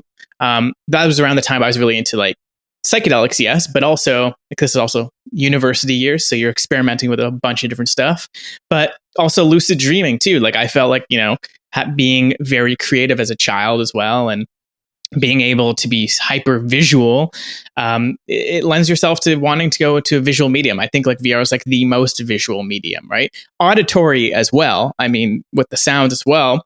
And on that note, I don't know if my research is correct in some of the podcasts that I've been listening to, but is it true that you also have synesthesia? Yeah, and this is also something that I've learned quite late in life because, it's not exactly something that's taught in school, although I wish it was. Yeah, like I've realized that, for example, I experience sentences and speech as like volumetric things. So when I write, for example, if a sentence feels right, it has a certain like volumetric profile. They're like heels. And when something doesn't fit into a sentence or doesn't communicate a meaning in a way that satisfies me, there's something wrong with like the terrain of that sentence. And almost there's like a some music other visualizer. So you can like visualize the waveforms almost. It's like I feel it. It's like if I close my eyes and I would like move my hand on top of some kind of topology that's volumetric. I don't see it actually. Cool. It's like I feel the volumes and I feel where they don't like match. And I also do it. I do it with sounds and music. Like I see things, but in general, everything in my brain is like super spatialized. And sometimes it's spatialized as in I feel these volumes, and sometimes it's super visual.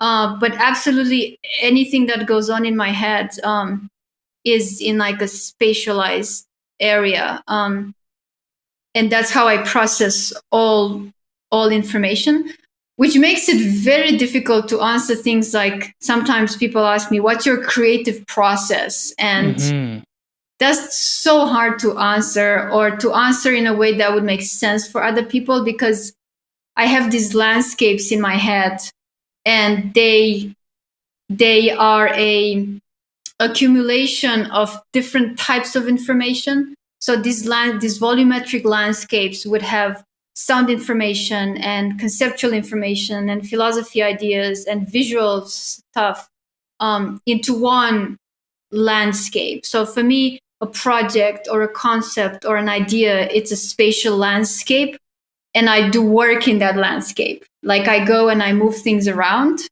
And for people that do not have this kind of brain structure, it's really impossible to understand, I think. So sometimes I feel like my creative process, it's really not something that can be useful to other people, because it's really about the structure of your brain. And I feel like this is also another topic that is not discussed enough, how different our brains are in dealing with this information. Because honestly, like, I don't even know if there are a lot of people with my type of brain or not that many people. I just don't know. And sometimes I try to ask people and I get like weird looks. Sometimes people. That's how you know for sure they have no idea. Yeah, they're, and sometimes I would ask people like, "What do you see inside your head?" And they don't understand the question. They're like, "I don't understand the question." So then I think like, well, those are more like the sound type people that don't really see things. Like I have a close friend, and I had this long conversation with him about what he sees in his head, and he's like, "I don't see anything. I organize things in a totally different way." And then I would ask things like, "Well, what's the color of the background in your head?"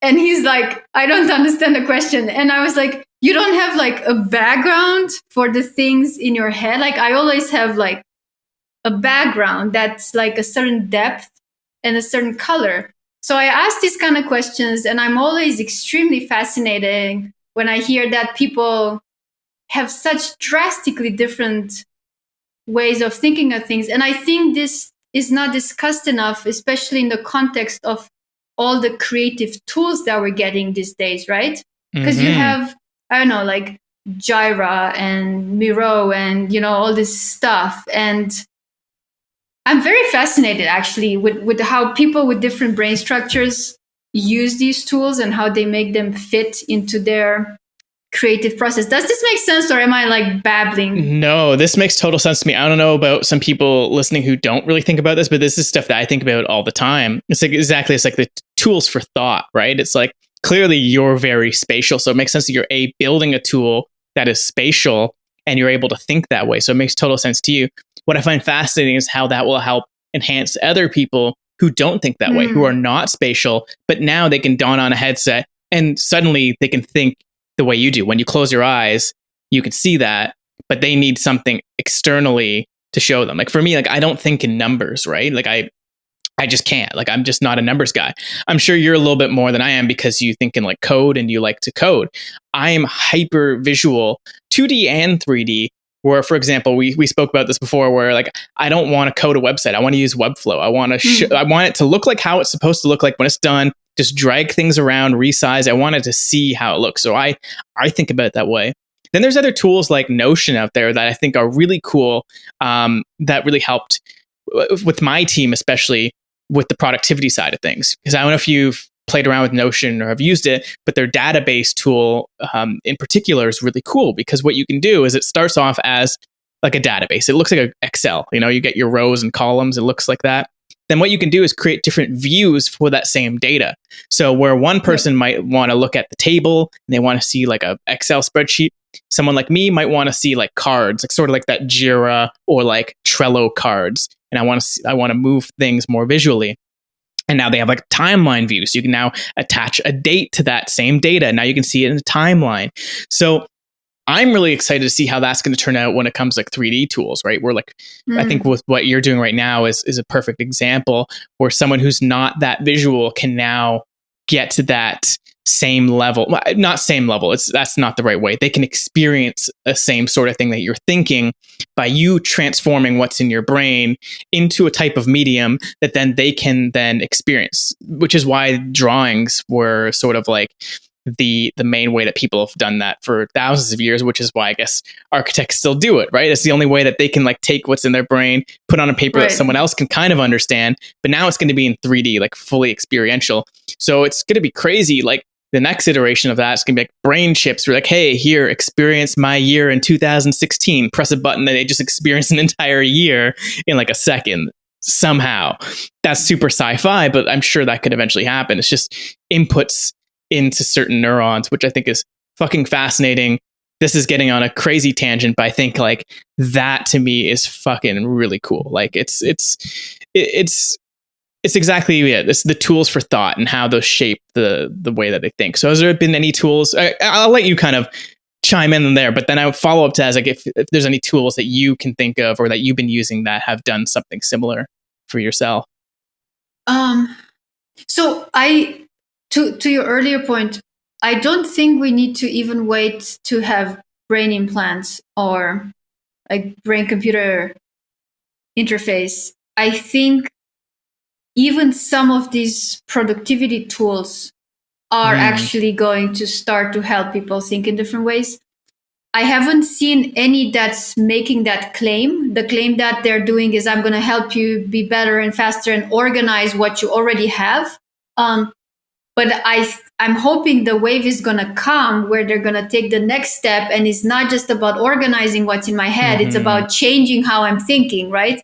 I feel like we're on the cusp of that. Yes. So that's going to be like the wave coming, riding these new technologies. Yeah. So it's a brave claim, but that's what I'm waiting for. Whether or not I could make that claim with what we're working on, I don't know. I've never thought about it in that way, actually. You gave me some food for thought.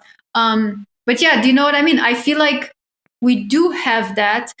We just need to pump up exactly these kind of conversations about helping people understand this very deep level, what's the structure of the brain. First of all, like admitting that people have different kind of brains and think in different ways. And then I really think even something like Notion has the power to make that claim if it's wrapped in the right way and done in the right way.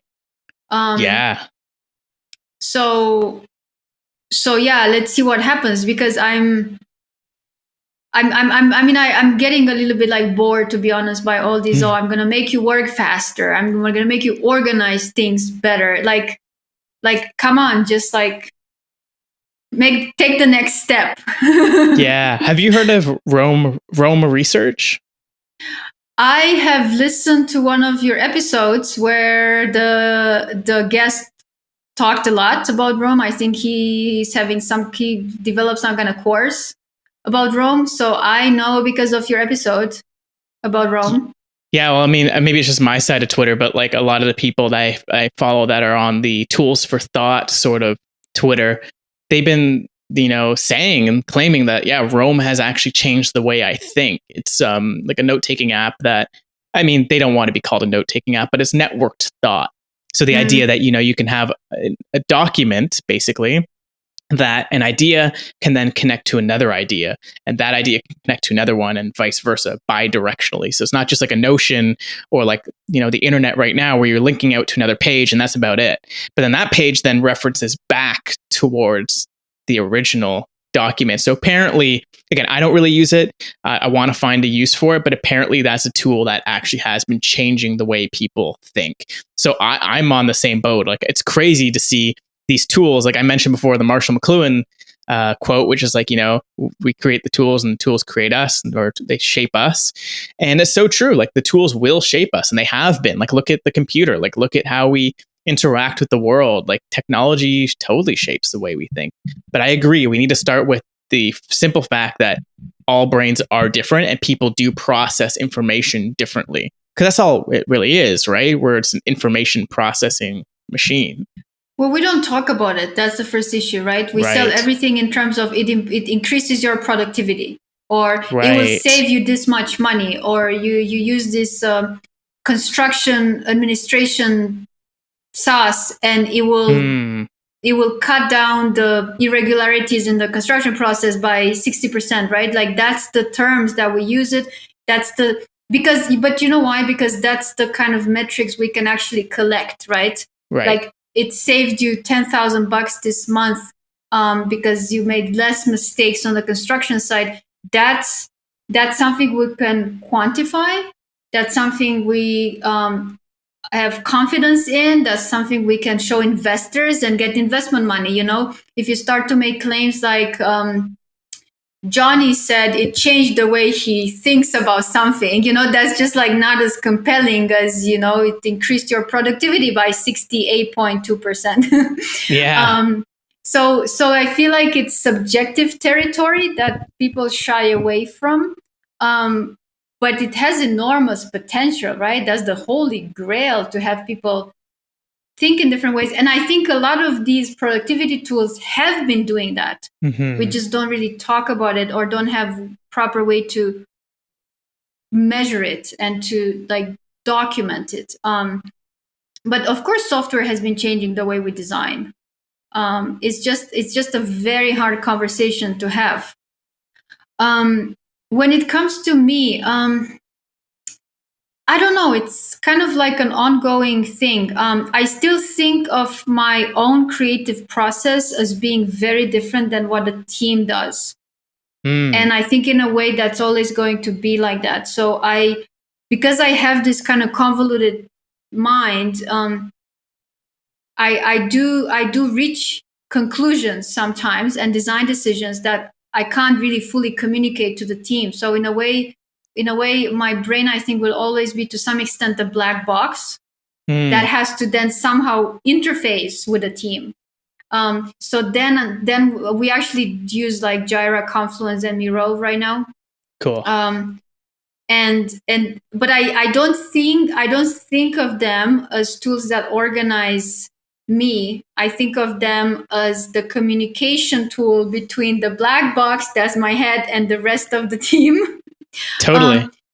It's the shared reality of everyone else's brain. It's like, hey, we all agree that like this means that, like, especially if you're using like Miro and you're drawing certain shapes, it's just, hey, we all agree that's a fucking triangle. You can't tell me that's not. Like, and then you can at least have a conversation now because it's something that everyone agrees on. Same with language, right? If you decided to start speaking German and I'm still speaking English, it'd be very hard to have this conversation, right? So I think those kind of tools is like the language, right? It's like, hey, just like, it's not the best.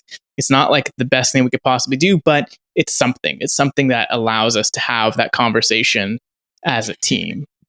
And there's something that, actually, I think you might have good insight on this. I watched a while back, I watched some YouTube tutorials on Notion, right? To figure out like, is this something I want to look into or not? And there are all these people that seem to be really using it to micromanage their life. And that scared the shit out of me. I was like, oh Really? my God, like that looked like hell to me. Like micromanaging your life to that extent. Like I thought it's unreal. I thought these like YouTube videos are like fake, but then they had like 3 million views. So I was like, whoa. So yeah, I don't know. And then man, I forgot his name. You had this guest on a podcast, the guy who talked about Rome. I really apologize for not remembering Nat his Eliason. name. Yeah, Nat, exactly. And then either he said it in a podcast in your episode, or I looked something, one of his YouTube videos or something. But there is a sentence he says that was just like bang on the money for me.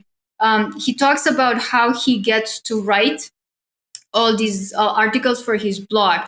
And then he says, the key to just writing every day is you need to have the writing itch. So it's like if you have the itch, it just flows out of you. It just like things just come together. And that is how I do my best work.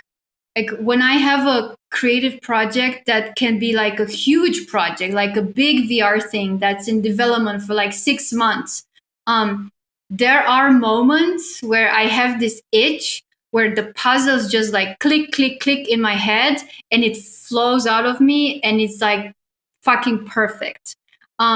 So there is some magic in the black box that I can't put my finger on it, and for me at least, his exact sentence, this like, you just need the writing itch, you need like this creative itch that pulls it together. Basically micromanaging every second of your life with Notion would like kill any like scratch any itch on your brain before it even has a chance to like form. that's how I see it. I feel like it's a bit dangerous for some people. Interesting.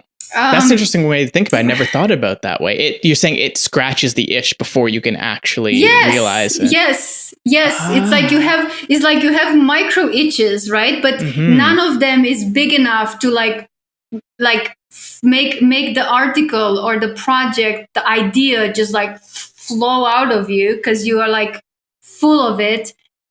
It's like micro things, and then you like use Notion to like arrange things and make connections. This word on page 5 and this word on page 20 connected to the article I read 2 days ago. And it's kind of like, I don't know. For me, I feel like it would be overdoing it, where like I feel like you have to let the magic of the black box sometimes do the work. It's that thing. Give your brain something to work on before you go to bed and wake up in the morning, and it probably like your brain like cooked up something. I'm a big believer that the brain thinks of things and knows things and processes things that it doesn't share with us, right? Because I've had so many moments where amazing, like my best ideas ever just clicked into place without me notioning it or doing anything, just clicked into place. So I feel like what tools like that downplay or don't take into account is this creative power. They are based on the idea that if you only organize things well enough, and if you only make the right connections, like Rome, right? If you only make the right connections between all these things you read in the last month, you will see the connection, and the tool is going to make that connection happen. Whereas I think that's not exactly how creativity works. Like your brain will make that happen. Your unconscious will work on it and let you know when it's ready by giving you the itch. And when you get the itch, like the article would just flow out of you and it would be perfect. Yeah, no, that's a good point. I think just to bring back up what Nat said on there, he said something on the podcast that really, really connects to what you just said, where he says he thinks of like when he's working in Notion, that's like manager brain is on. When he's in Rome, that's creator's brain is on. Which for you, that might be, I'm in Unity, creator brain is on. If I go back to Notion, or in your case, Jira, manager brain is on. And I think that as an entrepreneur too, and like managing people and sometimes managing yourself, you have to be like a manager. But there's a difference between managing and then like micromanaging. Like you said, it's like, don't micromanage at all. You need just enough so that like when you come back a week from now, or like you go on a week vacation, or your team goes away, they can remember what happened, right? To be like, hey, yeah, you were supposed to do that thing. Well, if you never wrote it down, you don't really know, right? If you don't give it a date, it never happens. But it's switching between manager brain and maker brain. So for me, like I'll journal. I journal in Notion, so it's not really like managing, and that's not micromanaging. I just like have a blank sheet. I just need to do a brain dump this morning. There's too much going on, it needs to go out. But then I think you can go into like a manager mode where it's, okay, like we're going to write the scope of this project. Cause like you still need to do that. You still have to be like, hey, let's stay on scope. We got to do this, this, and this. It's going to cost this much money. Don't really want to go over budget. And then, okay, manager mode's off. Turn off Notion. Don't even look at it. Open up Unity, open up AutoCAD, whatever you're using, and just go for it. And for me, I even schedule like playtime. Do you schedule like playtime for yourself to be like, hey, like we talked about, experiencing VR things. I just say, hey, this hour, I'm just going to play guitar, or I'm just going to go in VR and just play a game. I don't care about creating. And I think letting your mind wander like that also helps. Totally. I don't do enough of that. I should do more of that. I mean, I try to write and do I write and I do some projects that are kind of, I don't know, artistic, that have nothing to do with Numena and work. But I should do more of that. I think it also strikes me that what I just said about the creative process is something that's actually incredibly hard to teach, right? Mm-hmm.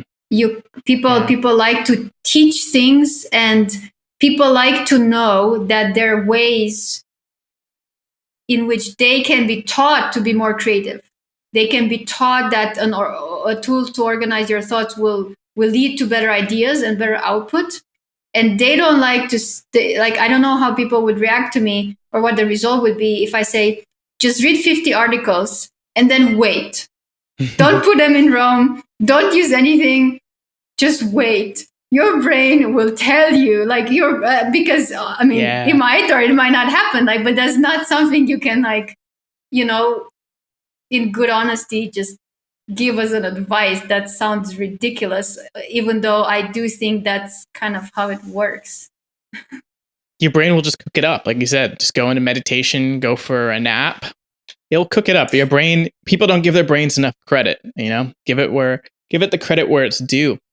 So this has been awesome. We got on so many topics, so many different ideas, and this has been such a fantastic conversation. I kind of want to wrap it up with two main questions I love to end these podcasts off on. And the first one is just like, based on all the projects you're working on, you talked about your creative process too. What are some challenges that you're currently facing? Whether that's with the business, personally, what are some of the things that have been on your mind as a challenge that you're trying to work through?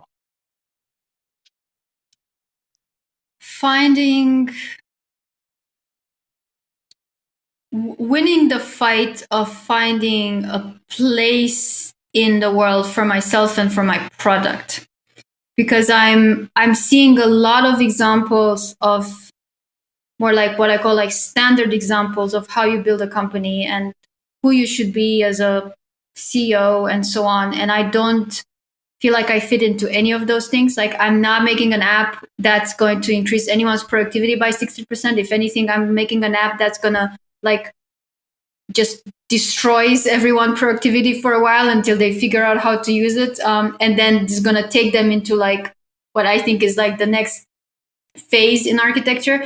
But it's not like there's a line of people wanting to buy that kind of stuff. Mm-hmm.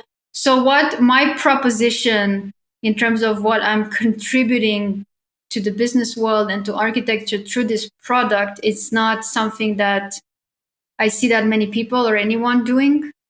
And that is actually, it's like 2% an exciting place to be, but 98% a very scary place to be, right? Because it's like, how do I fit in? Does this even make sense? But in the same time, I'm convinced that this is kind of again, I'm going to sound cheesy, but that is kind of my life's work and what I'm supposed to do. But but it's a very big unknown whether this product is going to find a place. And of course, we're testing different ways of positioning this product and dealing with different target groups and super targeted groups. But it's fundamentally a very scary place to be. And yeah, I feel like that's kind of the biggest challenge and also the biggest excitement. So I don't know, let's talk again in 10, 15 years and see how this turned out. Well, I'm excited to see in like a year or two after it launches and you have a beta, and I think things change quicker than you think when you find your core audience or your core users, right? You're like, hey, I had no idea these people wanted to use it that way. Maybe it becomes more of a consumer than a professional type of tool. You just don't really know until you put it into the hands of people that you think might use it. But I think we talked about it before. I think it's really fascinating that you're building the company in that way, because most people start from the opposite, right? Like, hey, let's find a business problem, or can we increase productivity somehow and have like a business use case for it? Whereas yours is more of like a creativity thing. But one thing I will say, I'm not going to try to solve any problems, but one thing I will say is that when the founders of Adobe first launched Photoshop, everyone was like, who the fuck's going to use that? Like, why would you ever need to edit a photo? Look at 2020. Who doesn't Photoshop their photos, right? So that should give you some reassurance that, like, you know, the scarier the thing that you're doing, and like the biggest hairy audacious goal that you have, or the project, usually will result in something really good. There'll be some kind of byproduct out of it at the very end of the day.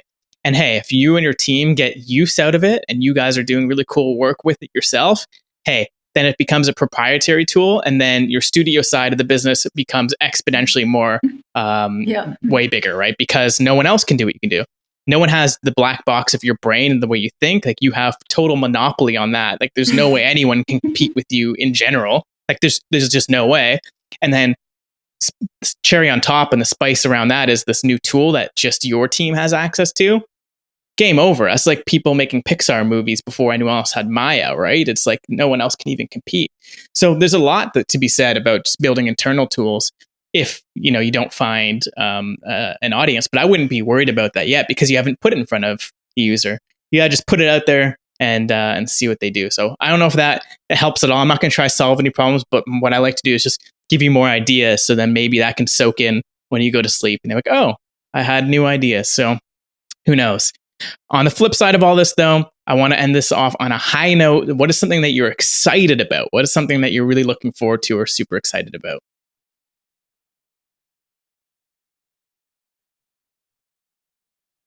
New architecture. I want to see new architectural styles being born, and to defend the people that are going to say, okay, but that's kind of shallow. I'm going to say that in history, whenever new architectural styles were born, they're always born from the context of huge political and social change. It's never independent of that. So I think we are on the cusp of that in many ways. But because I'm an architect and I'm thinking in terms of design about everything, I feel like for me, that's how I'm going to detect it. Do you know what I mean? So that's what I'm going to look forward to. Like, if you are a doctor or an engineer, you might detect this big change in society and history from your lens, but that's kind of the telescope that I'm using to detect this change. That's awesome. And so what do you expect to change coming in the next, maybe, I don't know, decade or so? Because it's going to spark from now and it's going to carry over to like maybe the next decade, maybe the next century. What are you looking forward to seeing, and what kind of stuff do you think people should be thinking about when they're designing new spaces? I want to see the organization of buildings change. We have lived in apartments and houses organized with kitchen, bedrooms, entrance, hallway for over 100 years. And even this model was, brought in by the Industrial Revolution and the need for workers and the need for like families to function in a certain way. So all of that has a political and social background. And I'm looking for the wave that will turn that upside down. And I think with remote work, we're seeing huge change in the way domestic space is being used. Cities centers are now empty. I mean, look at downtown New York. So the way space is organized always changes as a consequence of how society reorganizes itself. So that's what I'm keeping an eye for. Does that make sense? Totally. And I was thinking about that for a while now. It's like, from the 1950s or 60s up until now. Well, let's actually go before that. Before the 1950s, there's no such thing as like a living room or a TV room. Maybe there's a living room where people, right? But there's no TV room. So I'm like, are people going to be designing VR rooms now? And I would suspect that that's going to happen. I see it on Facebook all the time in these VR groups where people have like dedicated VR spaces. And you mentioned with remote work now, people are creating like mini like YouTube studios, and like, they're making sure that their home office is like a central part of their space. So it's really interesting how those two things will spark more ideas. You talked about with the kitchens and bedroom. So I've never thought about it that way. So thanks so much for kind of like unlocking that in my brain as well, because I only thought about it from the TV room to the VR room, but I'm sure it's going to get a lot crazier than that in the next decade. So before we head out, where can people find you online? Where can they connect with you? Where can they learn a little bit more about the company and the projects you guys worked on? Best way to reach out or to read some of the thoughts that go on through my head is Twitter by far. Awesome. And then, of course, I'm on LinkedIn and some of the other platforms. But if you're on Twitter, definitely come by and say hi. That's awesome. And what is your username for people listening? Andreea VR, and Andreea with 2 E's. Awesome. And I'll link that in the description as well. But for anyone just kind of listening, I don't know, some people might download this audio for some reason. Who knows how people consume podcasts these days? So you can check her out on Twitter, and I will link that in the description if you are on like Spotify or something. So yeah, I think this is a great way to end. Andreea, this was amazing. This was such a crazy conversation that just took so many different shapes and forms than I could have imagined. So I really appreciate you bringing all your wisdom and your awesome brain into this conversation. And I hope we can do this again in like maybe the next year or something, where we see some progress, or at least like a launch of the app, and we can maybe go into detail with that. And who knows, maybe the next podcast we do is in VR and we do it spatially. I would love that. And yeah, thank you so much for having me as a guest. I had a blast. This was amazing. That's awesome. Okay, well, have a great night. And for everyone listening, enjoy the rest of your day, your night, whatever time you're listening to this on. Thanks for listening.